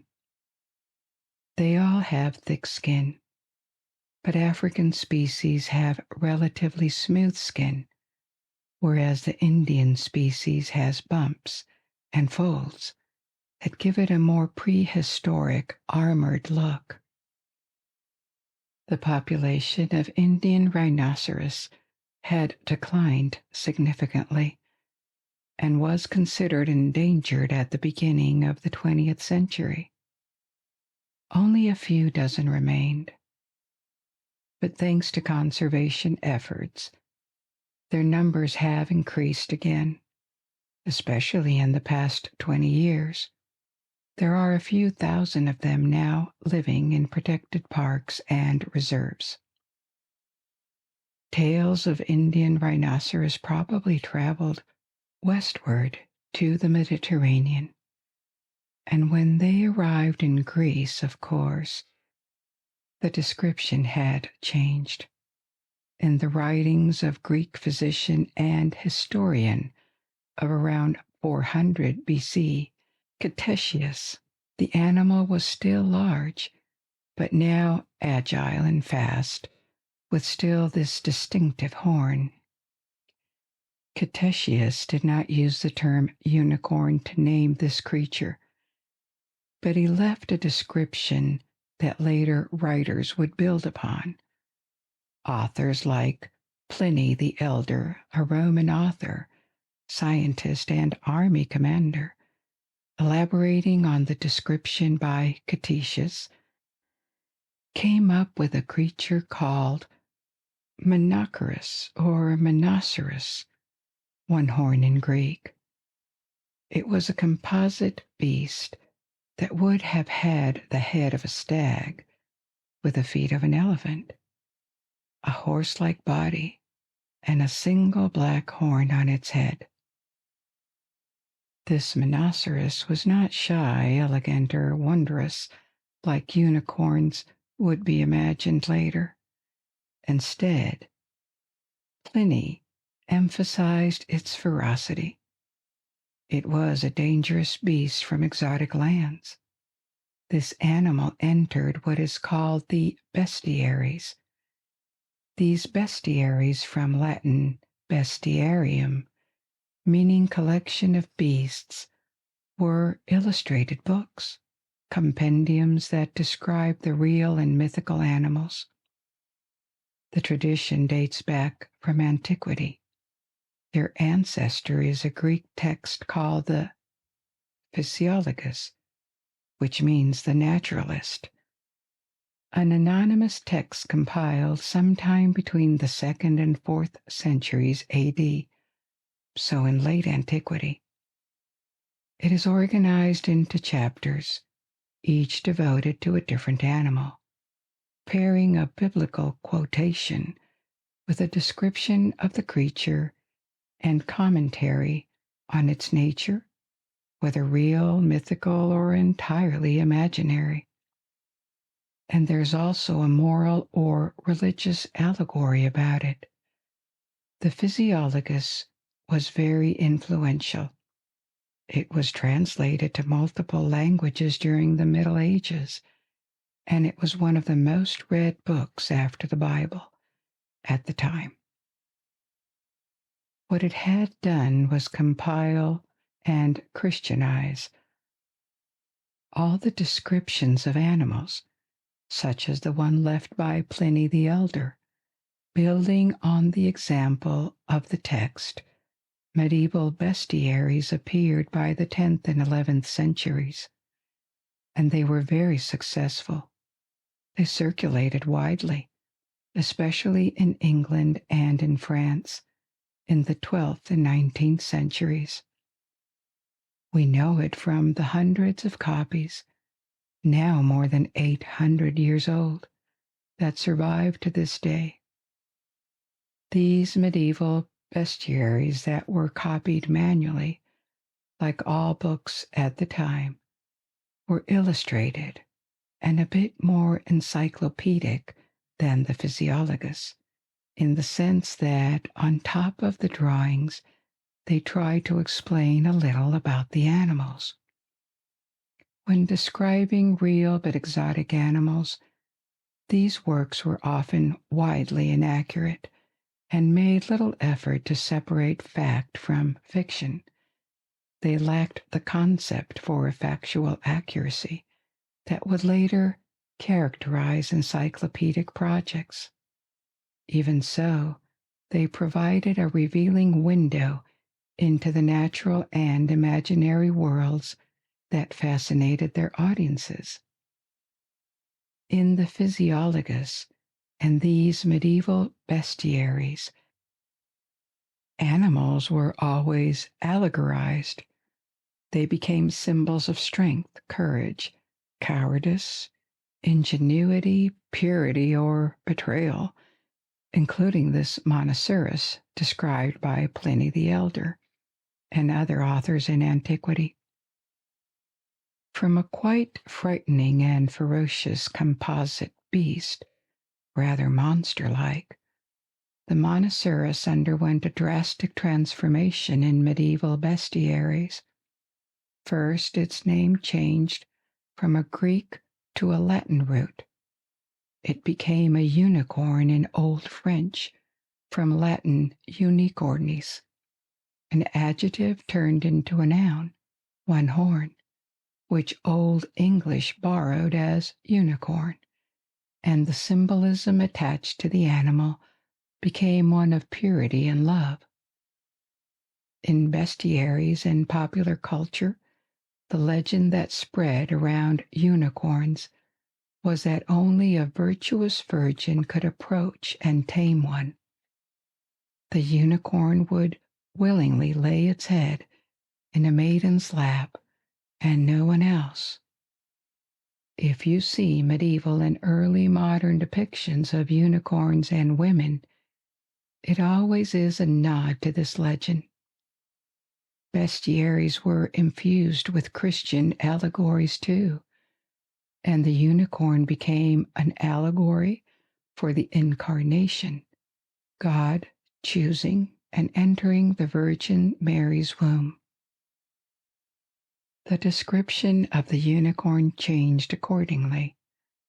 The distinctive horn remained, but the monstrous composition of body parts from different animals disappeared, to be replaced with the body of a white horse, sometimes a white goat in early descriptions, and also sometimes a bear or a lion's tail. But any signs of ferociousness were erased, to be replaced with graceful traits in the color white, suggesting purity. By the late Middle Ages and into the Renaissance, this version of the unicorn explodes across art, appearing in paintings, tapestries, and heraldry. It even became the national animal of Scotland by the 15th century. At the same time, many people genuinely believed unicorns were real. They had never seen one, of course, but then again, They had never seen elephants or ostriches either, and very few had ever laid eyes on a real lion. In that context, a horse with a horn did not seem especially far-fetched. It seemed entirely credible. In the Middle Ages, as the era of this new reinvented unicorn has already begun, Marco Polo, the Venetian traveler, sees what he believes to be a unicorn during one of his journeys. In reality, it is an Indian rhinoceros, and he is very disappointed by the differences with the graceful creature of medieval folklore. He calls it ugly and muddy, because indeed, even though the rhino is probably an inspiration, the idealized unicorn has changed dramatically since the first second-hand descriptions that gave birth to the rhinoceros. An element that gave credibility to the existence of the unicorn is that so-called unicorn horns circulated at the time. In reality, they were narwhal tusks coming from Arctic seas. Narwhal is a species of whale with teeth. Males of the species have a single spiraled tusk that can be huge, 5 to 10 feet. That's 1.5 to 3 meters. This tusk is thought to serve as a weapon, like elephant tusks, and in courtship displays to attract mates. Narwhals have been hunted for thousands of years by Inuit people around the Arctic Circle for their meat and ivory. Narwhal tusks were always very rare in Europe, but some arrived via Scandinavian traders from narwhals that had been hunted or washed ashore around Greenland. The belief that these unicorn horns had healing properties and could purify poisoned water developed in the Middle Ages, making narwhal tusks very sought after. These spiraled horns influenced medieval iconography. Unicorns could now be pictured with long spiraled horns, so the existence of these horns, plus the fact that unicorns were a plausible animal form looking like cute white horses, all of this made them believable. The realization that unicorns were nowhere to be found in the real world happened in stages between the 17th and the 19th centuries. Despite a more and more thorough exploration of the world, no unicorns were found, and the belief in their existence vanished. But they had acquired so much fame in folklore, allegories, and such a positive symbolism that they lingered in folklore and were romanticized even more. Starting in the 19th century, they appeared in fairy tales and became pure fantasy beings, often associated with rainbows in the 20th century and present in children's literature and toys. So why this enduring figure in art and popular culture? Probably because beyond its aesthetic and fantastical aura, the unicorn has become like an embodiment of the unattainable ideal. The legend makes them literally almost uncatchable, but in a more symbolic sense, it can be purity. We saw that medieval unicorns carried this allegorical meaning. The incarnation, extreme rarity. This ideal can also be the discovery of something extremely rare. They seem close because they are plausible animals, but they remain very elusive. Actually, A unicorn can be a metaphor for an object, a solution, or person that perfectly matches a search, even in a very mundane context. Nowadays, for example, in business, a unicorn is a startup that is already valued at $1 billion or more. The word is increasingly used as a metaphor for very rare, difficult, but not impossible things. The unicorn is this extraordinary thing, event, or discovery that lurks just beyond the ordinary, a promise of wonder and perfection. I promised you that we would also talk about mermaids, so let's do it. This is another class of creature that has undergone a lot of transformation, and also one that exists under one form or another on all continents. The figure of the mermaid speaks to different themes as well, from the dangers of nature and seafaring to evolving ideas about femininity and temptation. The typical mermaid is a being with the upper body of a woman and a lower body of a fish. And this concept of fish-tailed human figures first appeared, as far as we know, in Babylonian art in ancient Mesopotamia. So they appear almost 4,000 years ago on seals and later in sculptures. These creatures seem to have been protective spirits of both sexes called Gulitu, fishwomen, and Gululu, fishmen, around 1000 BC. A pure depiction of an Assyrian goddess.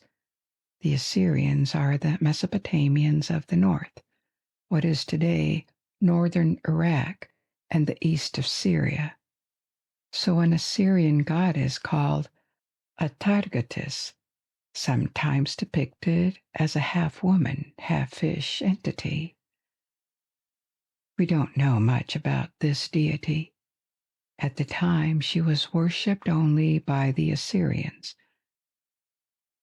They were not a seafaring culture, and they represented her as an anthropomorphic without a fishtail. But later, during the Greek period in the 3rd century BC, after the invasion of Alexander the Great, her cult spread to various parts of the Greek world, carried by Greek merchants or mercenaries. She was generally regarded as a form of Aphrodite and was associated with fertility. This is when her fishtail appeared. We also have a later legend about her.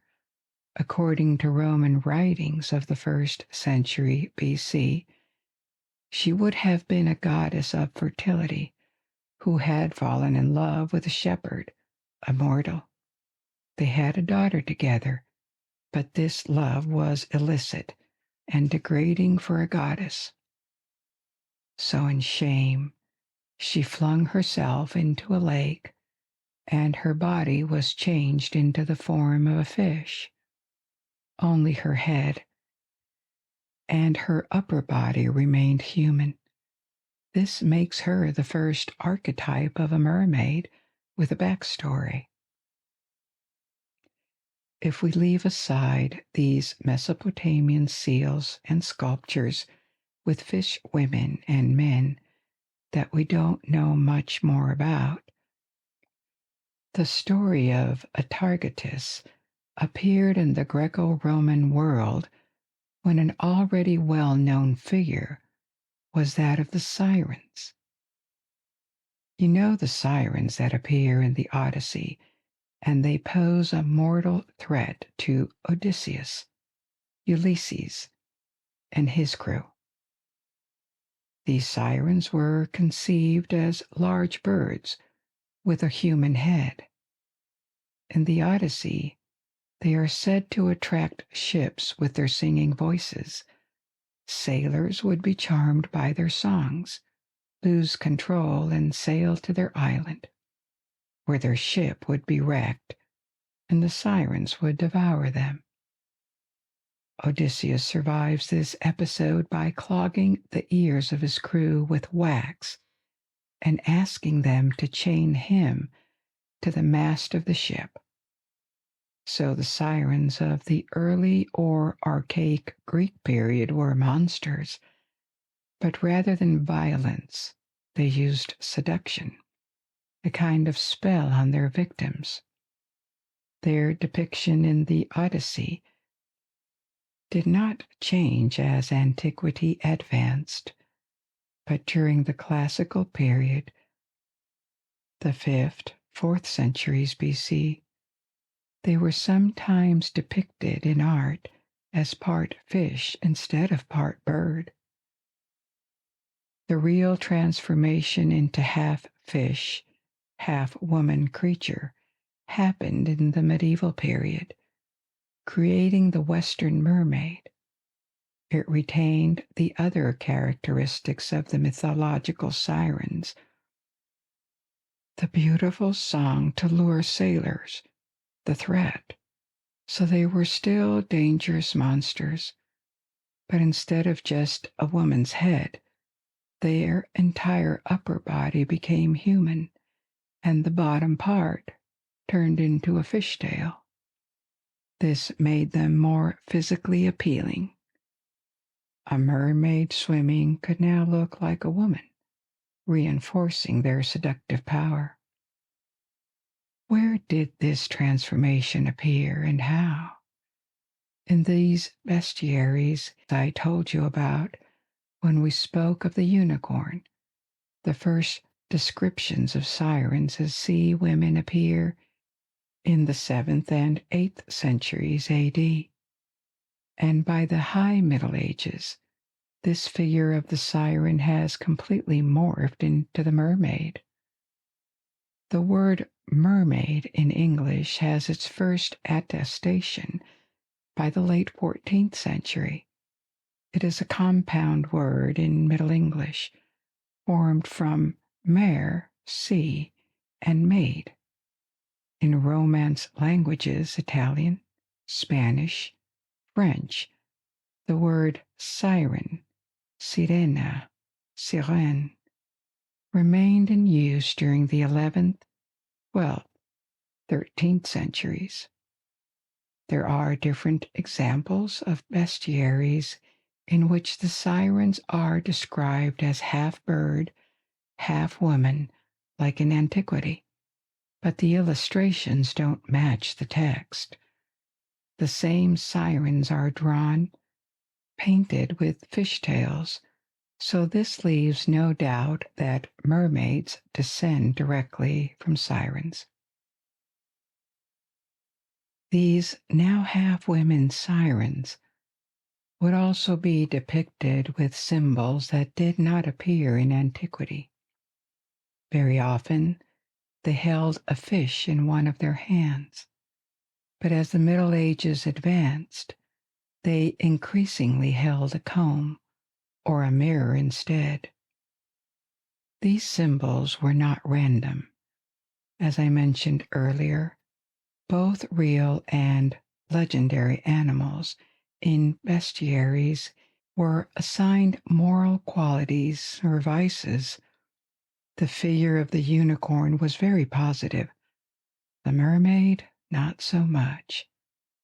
The comb and the mirror being a luxury item that was rare at that time, these were symbols of vanity. So in the Middle Ages, across Christianity, the sirens, now turned into mermaids, had a double dimension. In coastal regions, especially in sailing communities, they were seen or imagined as shipwreckers, marine monsters hiding behind a seductive appearance. But in parallel, they also became symbols of vanity, of feminine seduction, and its perceived dangers. not just as an actual mortal trap, but a moral one too, a trap for the good Christian man's morality and soul. If we look at it from a distance, mermaids and sirens are just one among many examples of half-human, half-animal hybrids that appear not just in Mediterranean or Mesopotamian mythologies, but worldwide. Centaurs, minotaurs, sphinxes, Egyptian or Hindu gods that are part animal, part human, and also in America, Africa, and East Asia. Myths and legends include these hybrids. Why is that? What is the appeal of these figures? Ethnology and psychology provide a range of hypotheses that can help understand that. First, there is probably a cultural dimension to it. For prehistoric communities that lived much closer to nature than we do, the perception that they were part of nature was probably more intense. Hybrid figures to them, such as the ones depicted on cave walls, could be a way to express this fluid connection between humans and nature, especially the animals populating it. It could have been, at the same time, an observation that large animals were their peers or competitors in nature, and also a way of self-defining, of looking for the frontiers between who or what they were and the animal kingdom. Representing hybrids may also have been the expression of an aspiration, a desire to acquire certain qualities attributed to animals: strength, courage, ferociousness, speed, turning them into pictures, being like a spell that would hopefully help transform reality. Some of these ideas may have found their way into Egyptian and Greco-Roman mythology, particularly in the use of hybrid creatures as others against which humanity defined itself. Such beings could embody fears of regression, the idea of the beast lurking within every human. If you think about the Minotaur or the Greek centaur, they were almost always described as barbaric, with the exception of Chiron. Hybrid creatures could also represent a disharmony, an embarrassing connection between humanity and the animal kingdom, a connection that men should overcome, vanquish, or escape, in the case of sirens, to reaffirm cultural values as opposed to the state of nature, and maybe to affirm human exceptionalism, the vision according to which we are not animals, but something entirely different, separate. A more psychological way of looking at it could be to suppose that hybrids may be unconscious allegories or metaphors of human nature. Human nature is something very hard to define, and for ancient cultures like today, it couldn't be defined as a void. Comparisons, references were needed. Are we animals? Are we spiritual beings with a body? Are we beings of nature or beings of culture? A hybrid may be a way to express this questioning by integrating opposites into a single figure to better define ourselves. A hybrid typically has a human half that would represent reason, consciousness, culture, whereas the animal part stands for instinct, impulses, a shadowy dimension that is unpredictable and mysterious. So in that logic, the hybrid is a physical manifestation of what we are inside. They defy our mental categories: human versus animal, culture versus nature, control versus instinct. They are based on a mismatch, and maybe as such, they would mirror an existential unease, an existential questioning of humans. Medieval mermaids are a good example of that, among others. Even negative traits attributed to them, like vanity, seduction, deception, are things we can understand and relate to as humans. They are at least potentially part of us. Now, within medieval Christian thought, the mermaid also became a symbol of fears surrounding feminine seduction, the temptation of lust that could lead good Christians away from the proper path. Let's bear in mind that the authors of Bestiaries, those who illustrate them, as well as the artists, especially the sculptors that create mermaid depictions, were overwhelmingly men. They were writing or shaping figures that are half human, but not their half of humanity. Maybe this makes mermaids even more hybrid.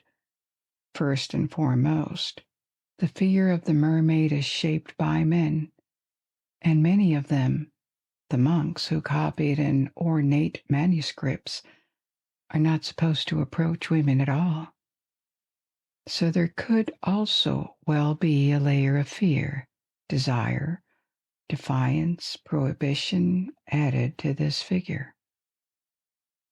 I emphasized more for the formation of this Western medieval mermaid because it provided the template for modern mermaids, the ones that populate fairy tales and have become much more positive figures nowadays. We will get back to that. But legendary half-human, half-fish hybrids are to be found worldwide, from Japan, Korea, and China to the Americas, South Asia, or Africa. For example, across many regions of Africa, there is a mermaid-like water spirit called Mami Wata. The name varies depending on the region, and so do her characteristics.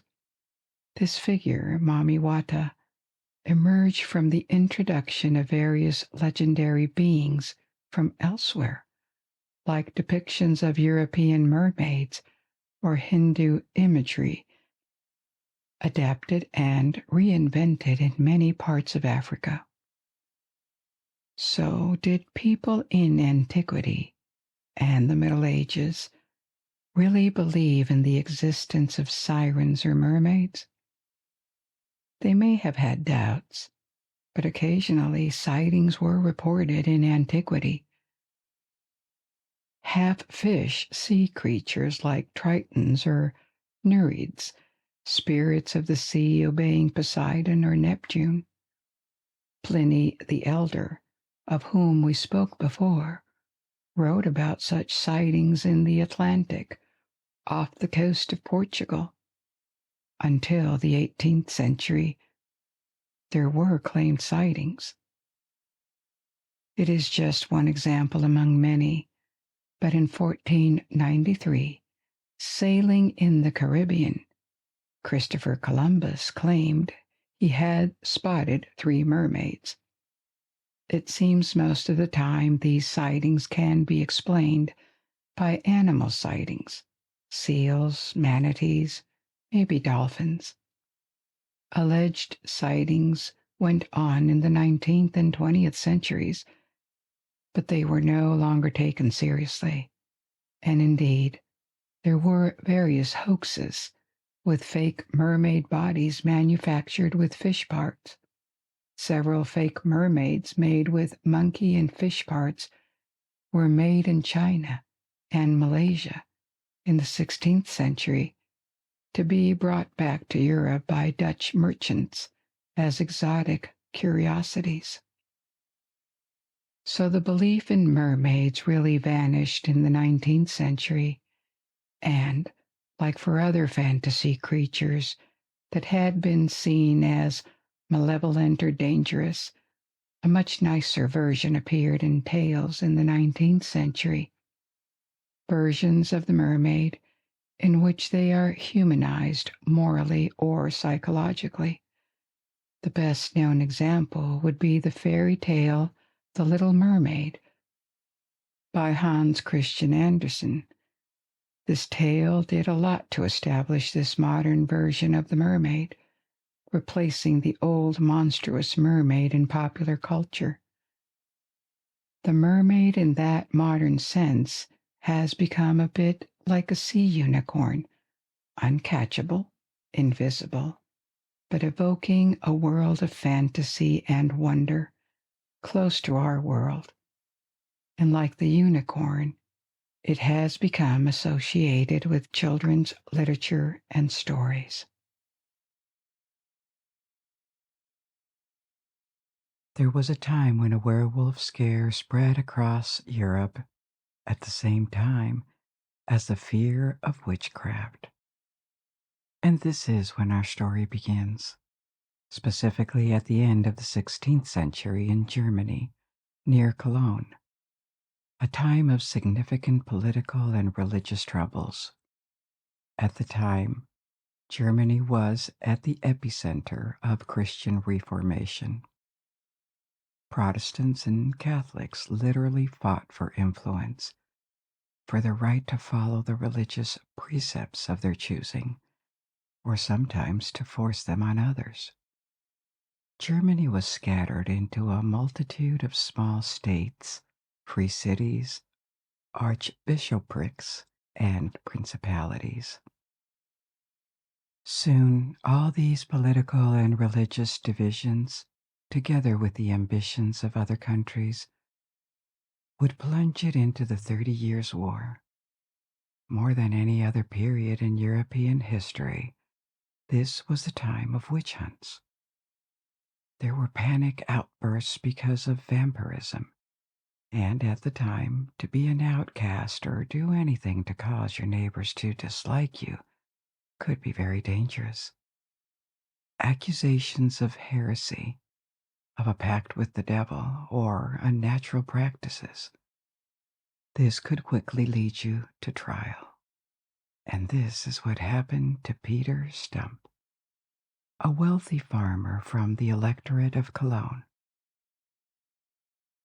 The electorate of Cologne was an independent ecclesiastical principality. It consisted of the possessions of the Archbishop of Cologne, who ruled over them like a head of state. Peter was a widower with 2 children, and maybe because of jealousy for his wealth, maybe because he was a criminal, maybe because he had converted to Protestantism at the wrong time, just before a new archbishop tried to reinstate Catholicism in his land. He was accused of being a werewolf. He was swiftly arrested and questioned, meaning that he was tortured. After which he confessed he had practiced black magic since he was a child. He also claimed that the devil had given him a magical belt. When he wore it, he turned into a huge wolf with sharp teeth, mighty powers, and an insatiable appetite for animal and human flesh. He confessed to killing and eating 14 children, including one of his own, 2 women, and countless goats, lambs, and sheep. No magical belt was ever found after his arrest, but his confession and various testimonies were considered sufficient to convict him.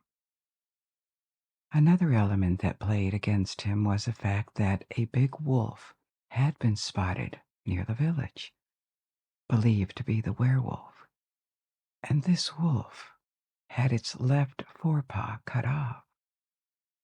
Peter had an injury to his left hand, and this sealed his fate. He was sentenced to death. His trial was publicized to warn people against letting the devil in and maybe also against heresy.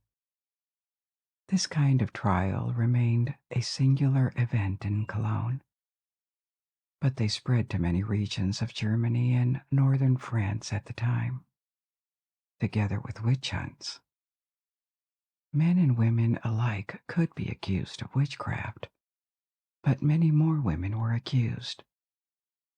Alternatively, a smaller group of mainly male individuals were accused of being werewolves and turning into bloodthirsty wolves at night. The fear of the wolf was still very much alive across Europe because attacks occasionally happened. But when the werewolf scare spread in the 16th and 17th century, these wolf attacks had become very rare. Populations of wolves in Western Europe had already declined significantly since the Middle Ages because forested areas were smaller. And wolves are relatively shy. They avoid humans, and their predation was mainly a problem for herds of cattle. The troubled environment at the time may help understand why these witch and werewolf hunts took place, but not specifically why there was a scare of humans turning into wolves. To understand it, we need to go back much further in time. So, where does this concept of a human with the ability to shapeshift into a wolf come from? And is it supposed to be voluntary, a curse, or a disease? The word werewolf comes from Old English, werewolf. Wer meaning man and wolf, which has become wolf. The same roots gave Werewolf in German, and it seems that when it comes to the werewolf folklore in Western and Northern Europe, a major influence was Germanic paganism. That is to say, the religion, the set of beliefs of Germanic peoples from the Iron Age until their Christianization during the Middle Ages. The transformation of men into wolves was a recurring feature in their mythology, and it is believed that this was an aspect of the initiation of the warrior class. Symbolically, the transformation of a man into a wolf reflected the transformation of a teenager into a warrior, who finds within an animal spirit the ferocity necessary to accomplish his destiny. Maybe this form of symbolic transformation is even older and broader among Indo-European peoples. I have told you about them in many stories about antiquity in Europe and in the Middle East already. There were peoples who migrated from the east to a large region from the north of India to Western Europe several thousand years ago in several waves. They mixed with the locals and they diverged between them, but they had an influence on the culture of all the regions where they settled, and they retained common features in their languages, or maybe even the organization of their societies. The ancient Persians, Greeks, Romans, Celts, the Slavs, all the Indo-European origins. This would explain why a similar werewolf folkloric tradition exists in Slavic Europe and in the Balkans, without much influence from Germanic peoples in these regions. But when it comes to Western Europe, Germanic peoples spread way beyond modern Germany to France Great Britain, and Scandinavia, and they shaped the werewolf myth in the West, at least its origin. And this may explain why werewolves became associated with evil during the Middle Ages, when they were in the process of being Christianized. Werewolves were a pagan myth, one that had to be erased by the new religion. Being a werewolf had to be evil because it was synonymous with heresy. So Christianization did not make the myth disappear. It reinterpreted it in Christian terms. Now werewolves were cursed or individuals dealing with the devil. But even before this, and maybe because of common cultural origins between Indo-European peoples, there were already tales of men changed into wolves in classical antiquity in Greece. Greek authors told the story of King Lycaon of Arcadia. There are various versions of the legend, but they all come back to the story of Lycaon displeasing Zeus, the king of gods. And as punishment, Zeus turned him into a wolf. From this legend comes the term lycanthropy, which is a condition that affects werewolves. A lycanthrope is a werewolf, and it has the same meaning in Greek, lykos, wolf, and anthropos, human. There were other tales of lycanthropy in ancient Greece, other legends. One says that in Arcadia, located in the Peloponnese, in the heart of ancient Greece, there was a particular tribe that chose a man every year, says the legend, to be escorted to a marsh in the area. The man left his clothes behind and swam across the marsh, progressively morphing into a wolf. And then he joined a pack of wolves for 9 years. If he refrained from tasting human flesh for these entire 9 years, he could return to the marsh, swim back, and recover his human form. So the lycanthropes as a myth existed in Greek and Roman antiquity, but they were not particularly well known, and other types of legendary creatures drew a lot more interest. What changed in the Middle Ages is that the belief that werewolves were real became widespread, and not just in folkloric tales that people would tell around the fireplace. Werewolves were mentioned in medieval law codes. An example of this is the law code of King Canute at the beginning of the 11th century. Canute was a Danish prince. He ascended to the throne of England too, and for a few years he ended up ruling over Denmark, Norway, and England, all around the North Sea. But his heirs died, and 30 years after him, England's invasion by the Normans completely ended his legacy. Apart from lawmakers, churchmen also discussed werewolves in their works, and when they did so, it seems they were considered a fact, not just a possibility. There were dozens of supposed eyewitnesses, or at least that's what they said, who came forward all across Europe along the centuries to testify they had seen a man changing into a wolf. But this never turned into the kind of scare and witch hunts that happened several centuries later, after the Middle Ages. These remained local stories that would appear punctually in some places and were forgotten in a few years, as in vampirism in the same period.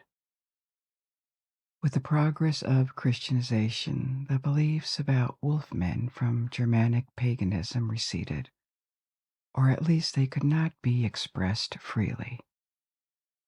The one region where pagan traditions persisted longest was in Scandinavia during the Viking Age. In particular, there were warriors of Old Norse sagas that you may have heard of, the Berserkers. Literally, Berserker meant someone who wears a coat made out of a bear's skin. They are less famous, but there were also warriors in wolfskin, the Ulfhednar. Berserks and Ulfhednars were subject to feats of frenzy in battle. They could start fighting and howling like wild beasts. These wolf warriors, who became inhabited by what seems to be the spirit of a wolf, were sometimes described as Odin's special warriors. But they were not just mythical figures appearing in Viking poems or sagas. Some of the Viking warriors, when the Vikings went to war in the real world, entered a state of frenzy in battle and wore furs of wolf or bear to indicate that they were berserkers and that in the heat of the battle they may not be able to tell friends from foe. It is unknown what exactly caused this state of rage. Once it was over, these men would be left weak and needed several days to recover. It could have been a kind of hysteria, a madness that would have been induced by rituals before the fight, like howling like animals, or it could also have been a drug or massive amounts of alcohol. Seeds from a plant that may cause symptoms compatible with a berserker state have been discovered in a Viking tomb in Denmark. But in any case, the berserker's behavior may have inspired legends about werewolves. These warriors did not morph into animals physically, but they seemed to spiritually or mentally turn into wolves, or at least into the kind of ferocious beasts that people believed wolves to be. Given that the Vikings terrified many European regions at the turn of the millennium, this could explain that the fear of the werewolf took form in the Middle Ages. However, the myth of shapeshifters that turn into animals goes well beyond Europe. Instead of wolves, they adapt to local predators. In Africa, there are legends about were-lions and were-panthers and leopards. In Asia, from India to China, were-tigers and were-jaguars in Mesoamerican cultures. So it seems that this concept of humans morphing into predators, or the other way around, appears spontaneously in cultures that are far apart. Maybe it was a way to tame the fear of nature, or to acknowledge and express, metaphorically, the wild animal part in every human being, or maybe also to explain murders, possibly serial murders or rare phenomena like cannibalism.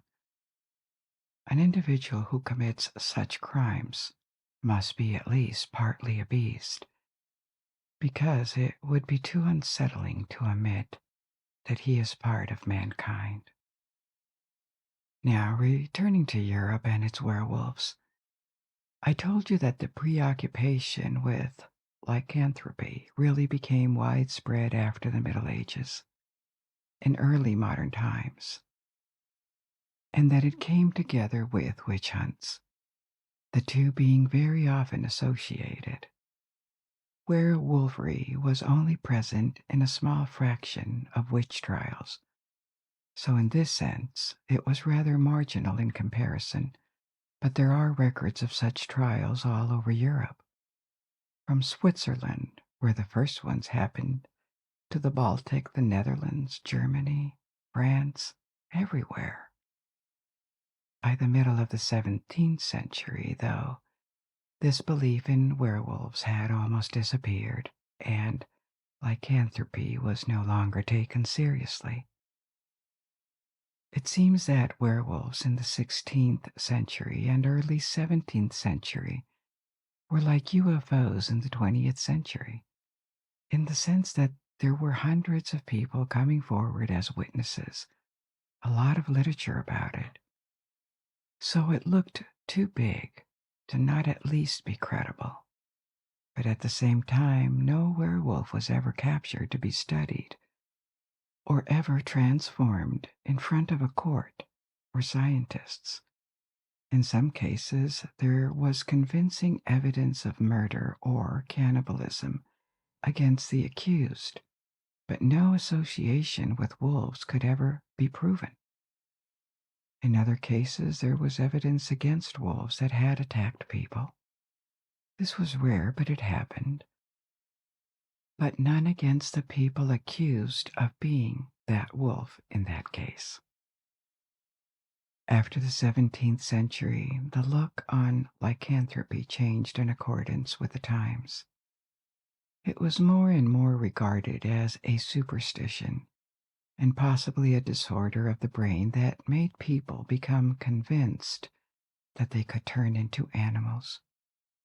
And it is true that there is a rare but documented psychiatric syndrome called clinical lycanthropy, which involves a delusion that the affected person can transform into an animal or even is an animal.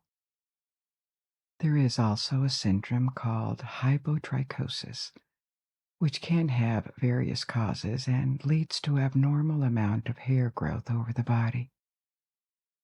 And yet another condition that may have inspired the werewolf myth could be rabies, which is a viral disease with various symptoms like violent and uncontrolled movements, or even porphyria, which is a group of diseases that affect the skin and the nervous system.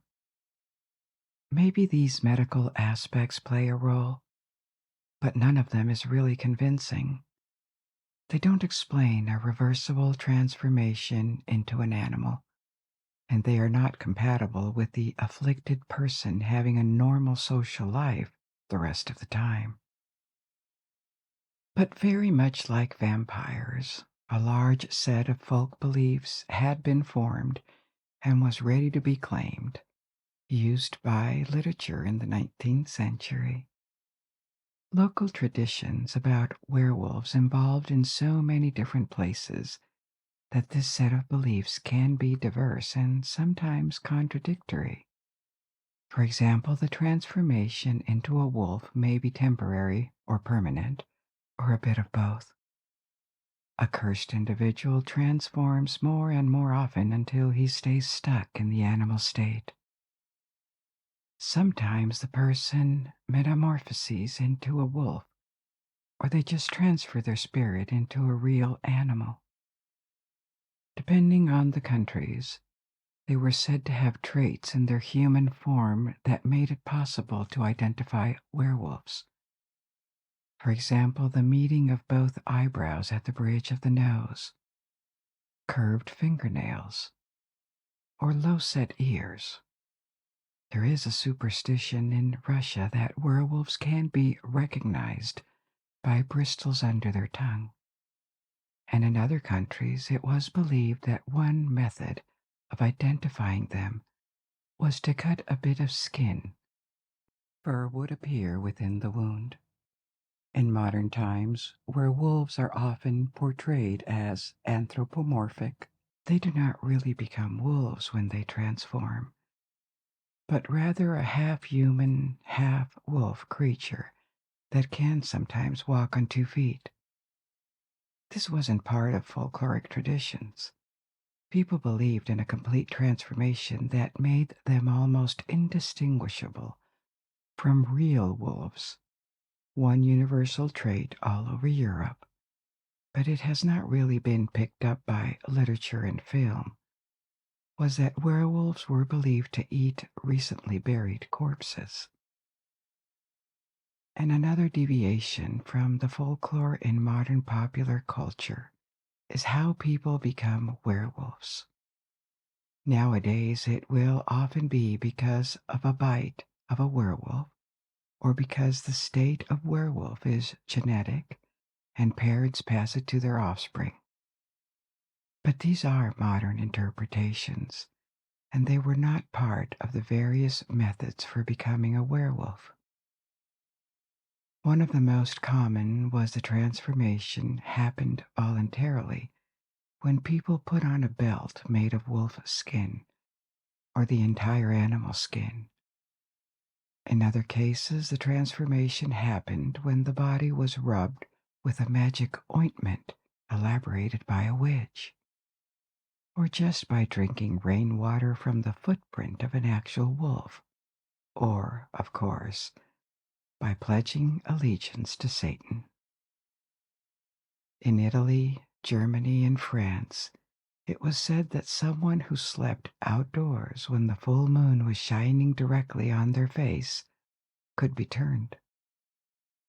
This belief that links werewolves to the moon and gives them special strength or forces them to transform when the moon is full has also been picked up by Gothic literature and movies.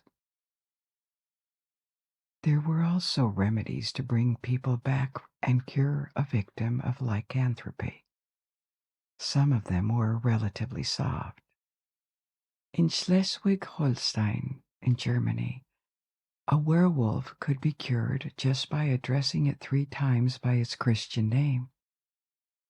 One Danish belief was that just scolding a werewolf would cure it. Other remedies were more extreme. Exorcism could be a method, and so could various potions. These medicinal potions generally used wolfsbane, also known as aconite. It is a plant native to mountainous regions of the northern hemisphere, and it makes beautiful flowers. Now, the problem is that several species of aconites are also very toxic. Since antiquity, aconite has been used to make poisons, including arrow poisons. So many of the cures advocated by medieval doctors were actually deadly to the patients. In German and English folklore, werewolves were also presented as highly resistant to injuries. But one thing that could hurt them: silver. This feature appeared relatively late in the 19th century, but most modern fiction uses it. So, we were now reaching the 18th century, and at the time old beliefs were under attack from many intellectuals, philosophers, and scientists. They were called superstitions, or there were attempts at rationalizing them, finding scientific medical explanations. But it doesn't mean folklore and old beliefs disappeared, especially in more rural and remote areas. As scholars in Vienna, Berlin, Paris, or London were developing the scientific method and questioning beliefs that had existed for centuries, these same beliefs remained very much a part of life of most people, and the scare of the supernatural had not disappeared. Attacks by werewolves became exceptional in Western Europe.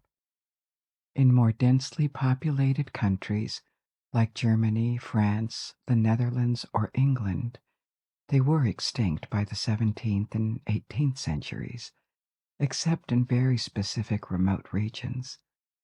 But they remained a reality in Scandinavia, Eastern Europe, and Russia for much longer because of the geography. There were vast areas of woods with few people.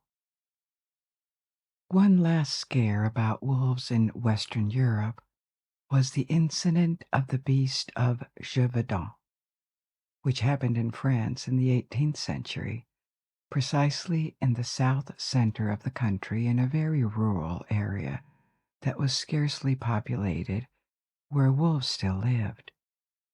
People started to report attacks by a terrifying creature, looking like an enormous wolf, but with a long tail and formidable teeth and claws. Over the course of 3 years, dozens of people were attacked and killed, prompting hunting parties and even a royal intervention to end it. Several large wolves were killed, and it was believed several times that this was finally over, but the attacks always resumed shortly after.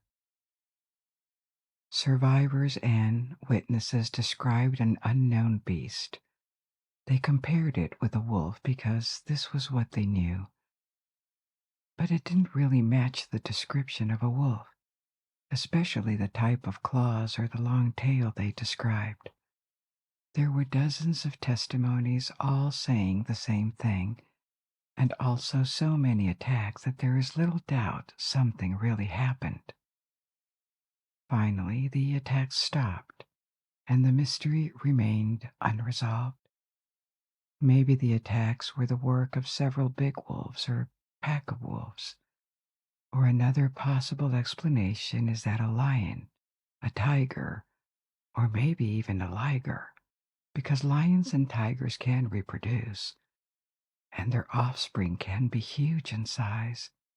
Their interbreeding eliminates a gene that limits the size of the two species.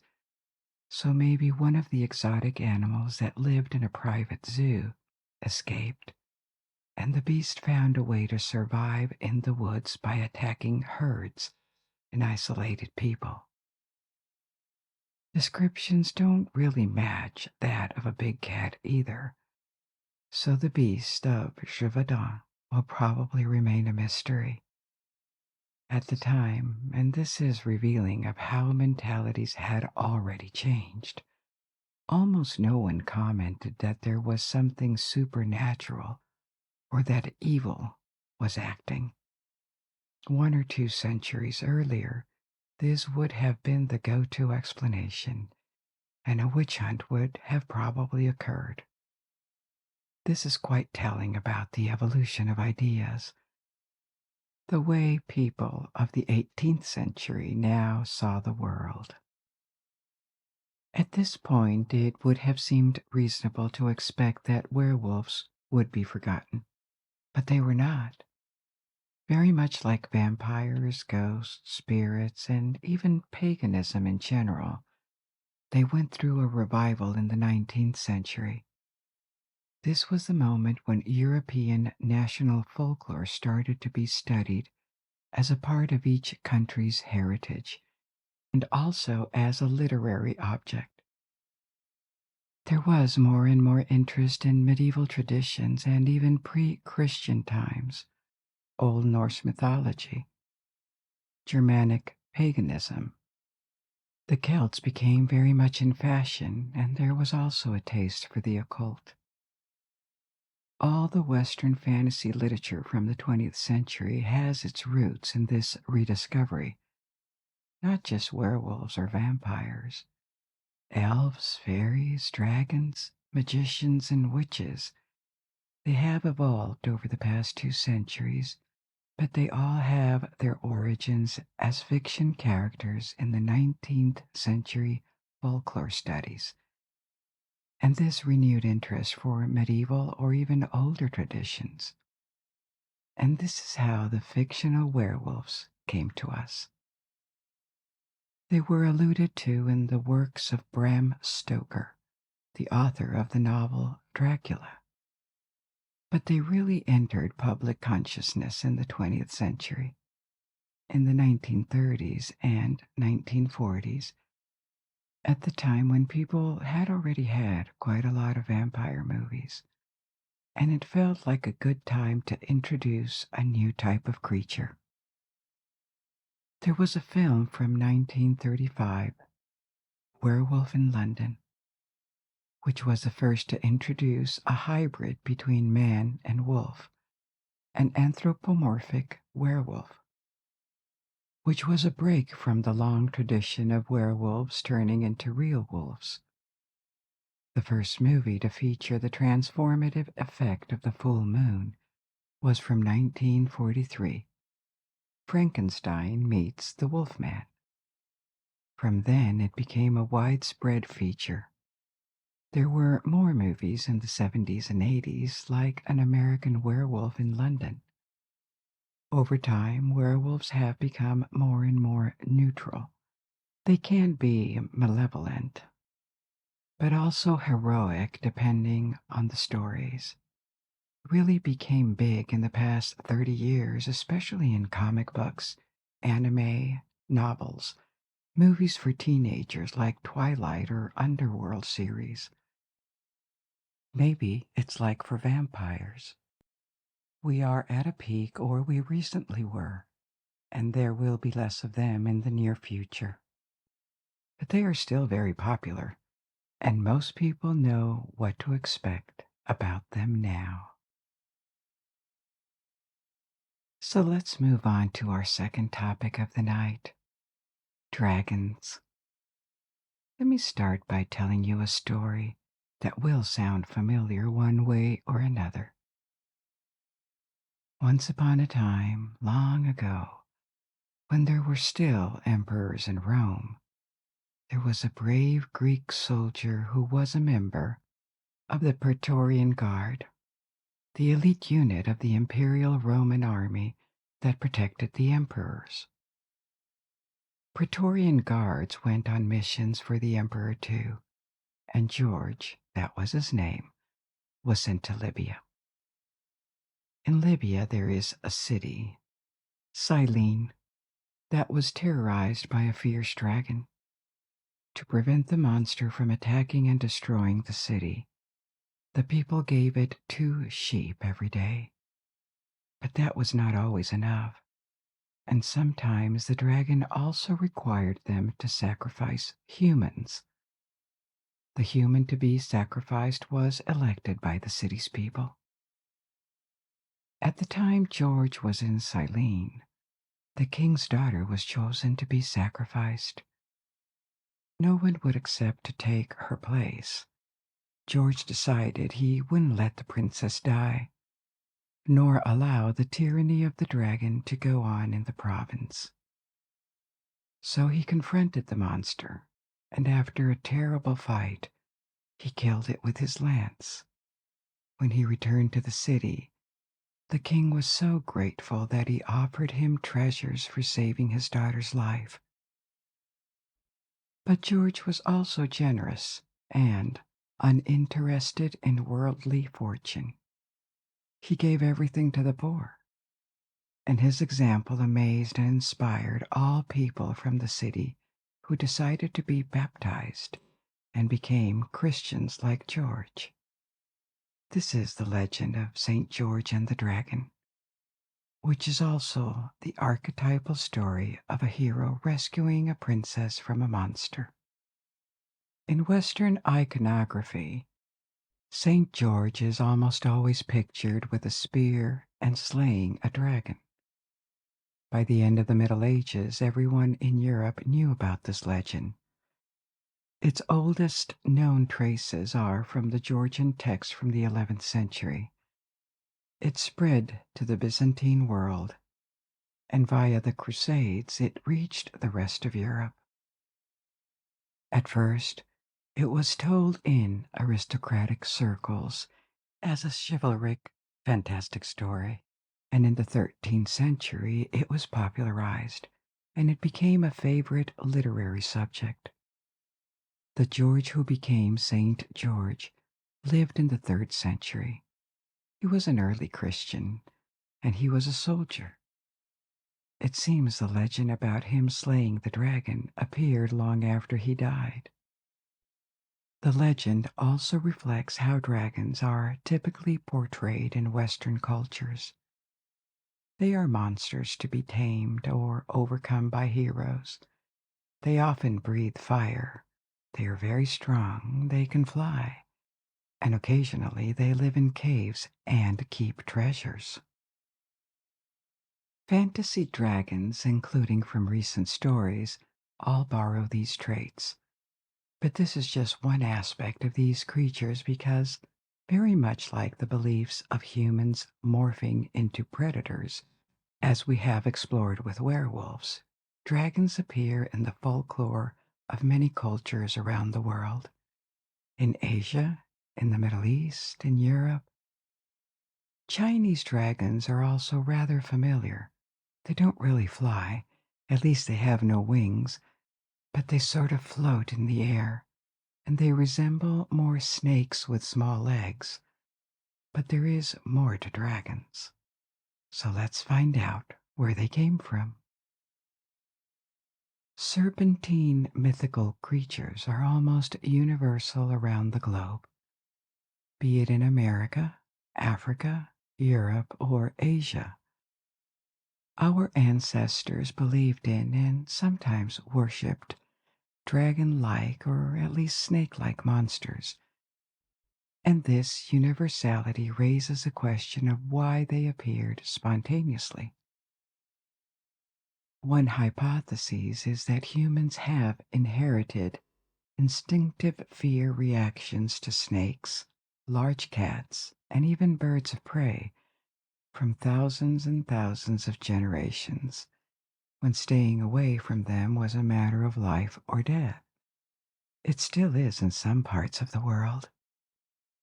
It has been observed, for example, that the fear of snakes is especially prominent in children, including in areas where snakes are very rare. Growing up in the modern world, many people later overcome the fear of snakes, but they remain a group of animals that instill fear and are generally disliked. So it is not impossible that dragons appear in nearly all cultures because of an innate fear of snakes and other animals that were predators of human primate ancestors.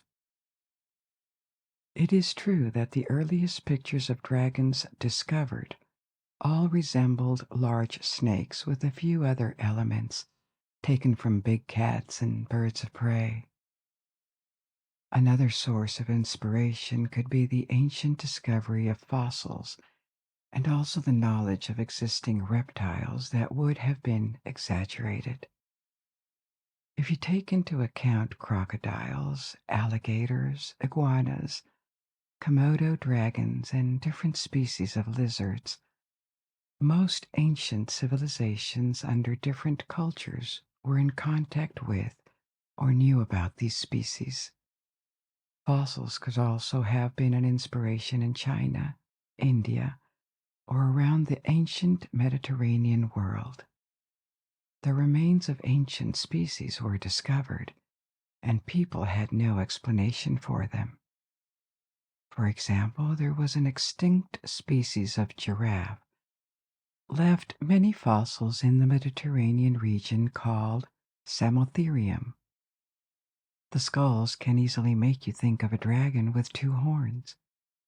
In China, too, fossils of large prehistoric animals are very common, and these remains are often called dragon bones. They are an ingredient in Chinese traditional medicine. Now, the explanation by fossils has its limitations too.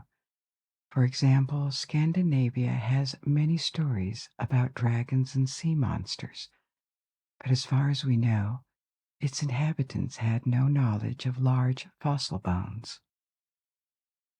So let's take a look at these forms that giant serpents or dragons took in various ancient cultures. We're going to see that the modern fantasy dragon comes from very far. In Egyptian mythology, there were various giant snakes resembling dragons.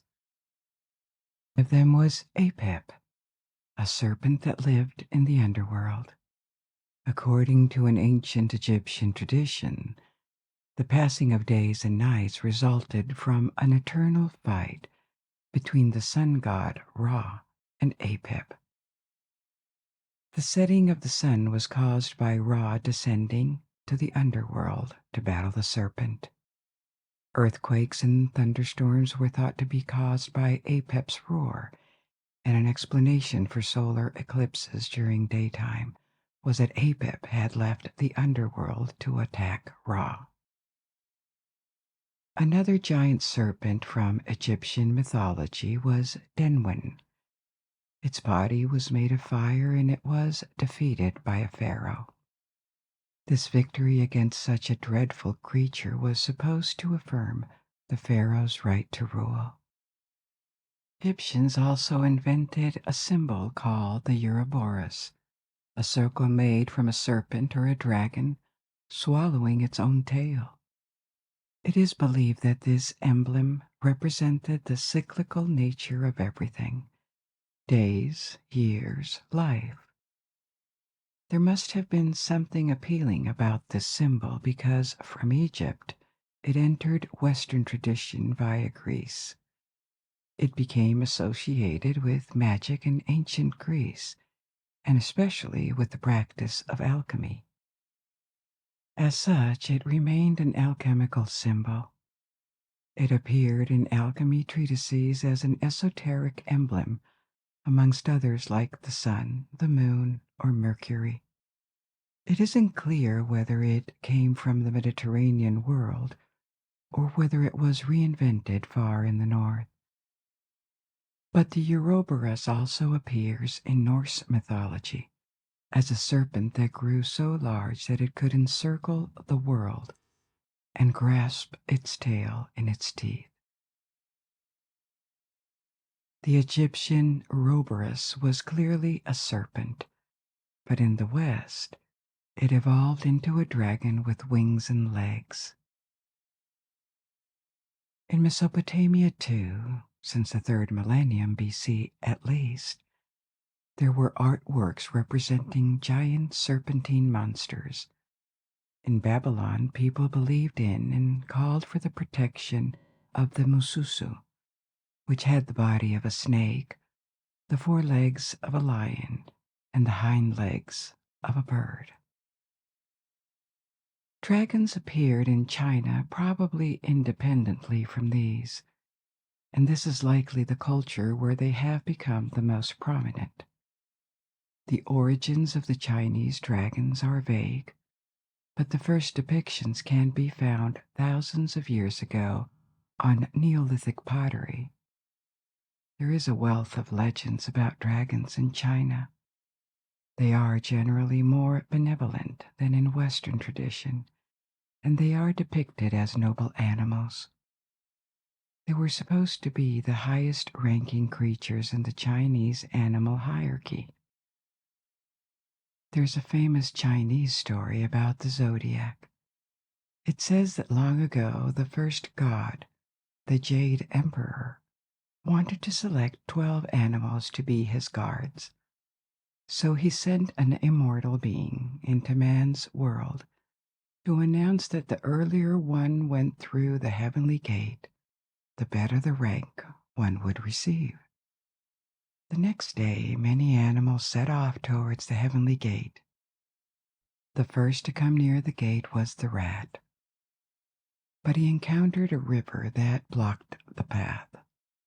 The rat was unable to cross, but he saw a second animal, the ox, which was also traveling to the gate and about to cross the river. So he jumped into its ear and crossed with the ox.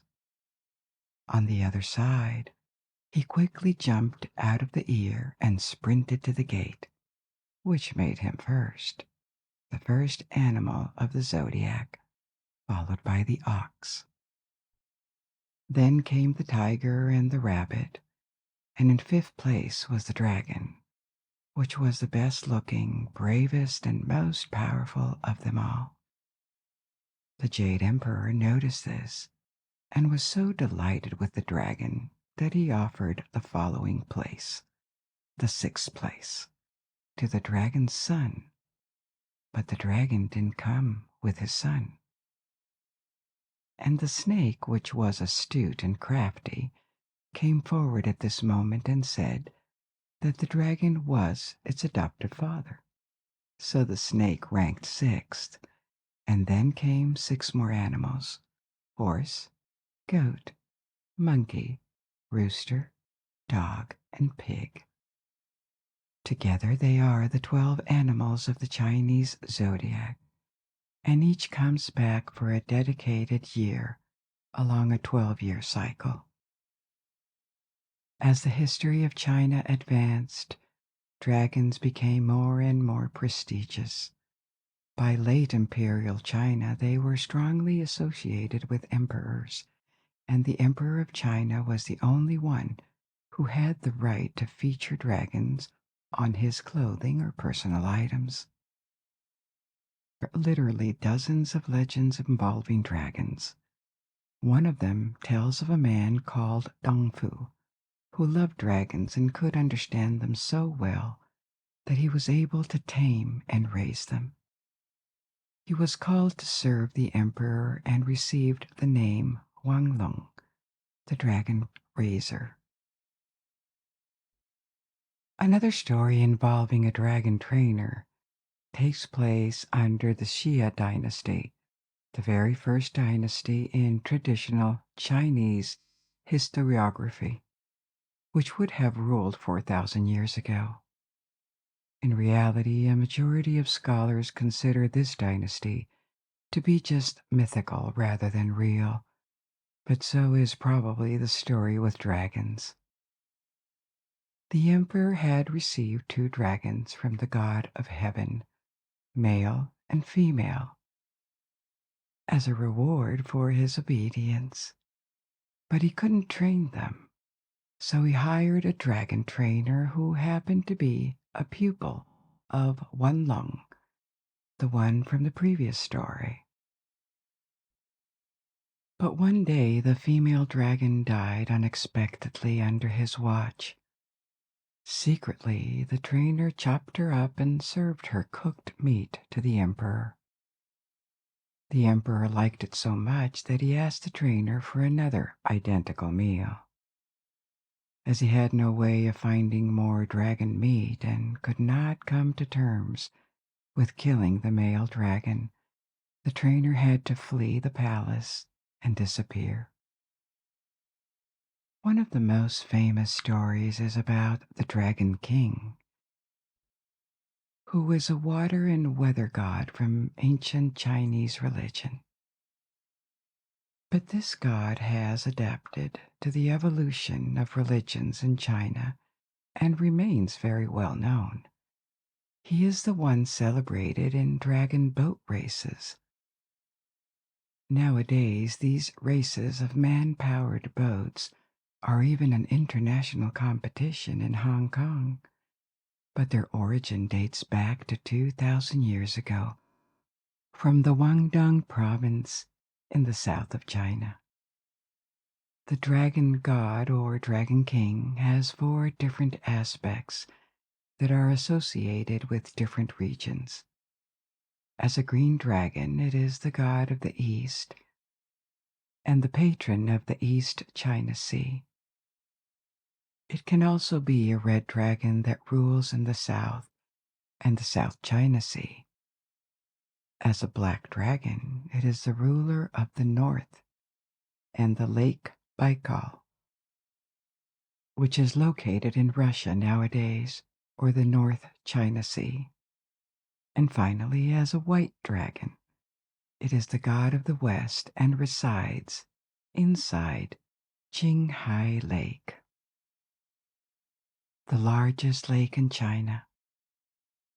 Apart from dragon boat racing, another Chinese custom that also revolves around dragons is the dragon dance, which takes place during the Spring Festival, the celebration of the Chinese New Year.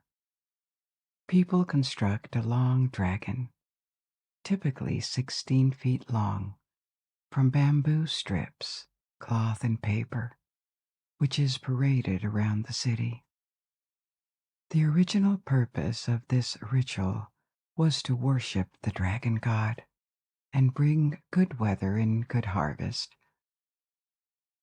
Nowadays, it is done mainly for good luck and entertainment. In Asia, dragons are not limited to China. There are also similar traditions in Korea, Japan, and Vietnam. In all these countries, the cultural influence of China is very strong, and their dragons resemble the Chinese ones. In Korea, dragons are often depicted with a longer beard and are generally benevolent. They bring rain, and as in China, they are related to water and agriculture. In Korean folk mythology, dragons begin their lives as imugis, or lesser dragons, which are said to resemble big serpents. In order to become fully fledged dragons, they must survive 1,000 years or overcome a curse that has kept them from becoming dragons. In Japan, dragons appear without wings and with 3 claws. They are associated with bodies of water and rainfall. These are just a few examples, but in India too, and in Mesoamerica, there were large serpentine creatures, often with wings and legs and claws. So there is little doubt that creatures of similar appearance tend to pop up in almost every ancient culture. Now let's return to Europe and see how the Western fantasy dragon was born. In Greek mythology, there were multiple dragon-like creatures. We don't know where they came from, but possible origins include Indo-European myths. All Indo-European peoples had myths involving dragons, and the Proto-Greeks were Indo-European. It could also be through contacts with the Near East and Egypt, where mythological dragons also existed. Or maybe the Greeks recreated them since dragons seem to appear spontaneously. The most fearsome monster in all Greek mythology was probably Typhon. It was a horrible creature with 100 serpent heads that could breathe fire. Zeus confronted it and scorched all its heads with lightning bolts, after which Typhon was exiled to Tartarus, hell for the ancient Greeks. Another large serpent was Python, slain by god Apollo near the city of Delphi. After freeing the Delphians from the monster, Apollo set up his shrine there.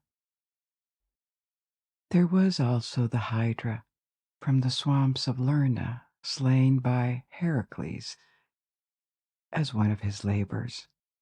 In the quest of the Golden Fleece, hero Jason had to slay a dragon too. There are more examples in literature and mythology, but surprisingly, also in accounts that were supposed to be real. In the 5th century BC, the Greek writer Herodotus, who is famous for being the first known historian in the sense that he wrote about the past after inquiries and research. He did not just write chronicles that glorified kings or repeated legends. But still, he had limited archives, and what he wrote was sometimes far from accurate. In one of his books, he claimed that Libya was inhabited by monstrous serpents.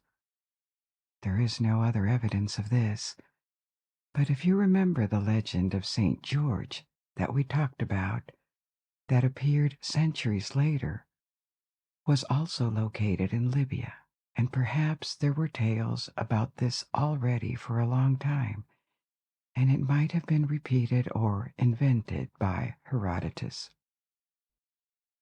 In another book, he states that Arabia was home to winged snakes with little wings looking like bat wings.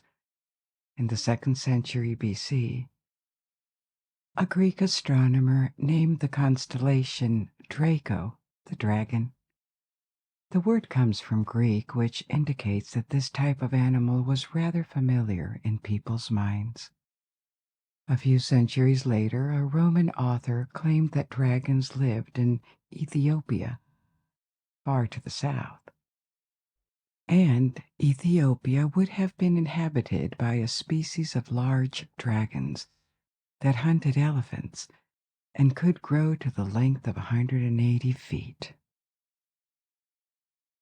The connections between Greek and Roman antiquity and European pagan mythologies are unclear. We don't know exactly what influence it may have had. But dragons were also abundant in Germanic and Norse mythologies. These are all the elements, all the influences that combined to develop the Western image of dragons in Europe during the Middle Ages. The snake-like dragons from Greco-Roman literature, references to dragons from the Near East that sometimes appeared in the Bible. And the Bible, at the time in Christian medieval Europe, was not a book to be questioned, so anything that appeared in it had to be considered absolutely real. And also European traditions from before Christianization. At this point in the Middle Ages, there were so many sources, including from far away in the past, that the existence of dragons looked absolutely plausible. Many people thought that they were real, living creatures. So dragons appeared in texts in which their anatomy was described very much like our modern fantasy dragons. Large wings, powerful jaws, horns, strong legs with claws. A famous medieval tale including dragons is an anecdote I told you about in the story about Arthurian legends. In the 12th century, a monk from Wales wrote Historia Regum Britannia, which is a fantasy account of the history of the kings of Britain, and one of the founding texts of Arthurian literature. In the story, the young Merlin witnesses a warlord, Vortigern, attempting to build a tower in Wales to keep safe from the Anglo-Saxons. But the tower keeps being swallowed into the ground. Merlin informs Vortigern that underneath the foundations is a pool with 2 dragons sleeping in it, and this is the reason why the tower keeps sinking. The pool is drained and 2 dragons are awakened, a red one symbolizing Wales and a white one for England. They start fighting, and the white dragon triumphs, announcing the victory of England over Wales. We've seen earlier that dragons in East Asia were more benevolent. In medieval Europe, they were not. They became threatening figures, generally greedy, voracious, and living in rivers or having a cave or an underground lair. The legend of St. George that reached Western Europe after the First Crusades only cemented the reputation of dragons as forces of evil. And yet, because they were also powerful and frightening, they also became a popular symbol of heraldry, like lions or towers. By the end of the Middle Ages, and even more in the following centuries, the hypotheses that dragons were real began to recede, because they were nowhere to be found. In the West, they turned into fabulous creatures in fairy tales. So they stayed in the public's consciousness, and obviously they came to mind with the first steps of paleontology in the 18th century, when the fossils of large prehistoric creatures like dinosaurs started to be systematically studied. And in the 19th century, there was no fantasy literature as we define it today.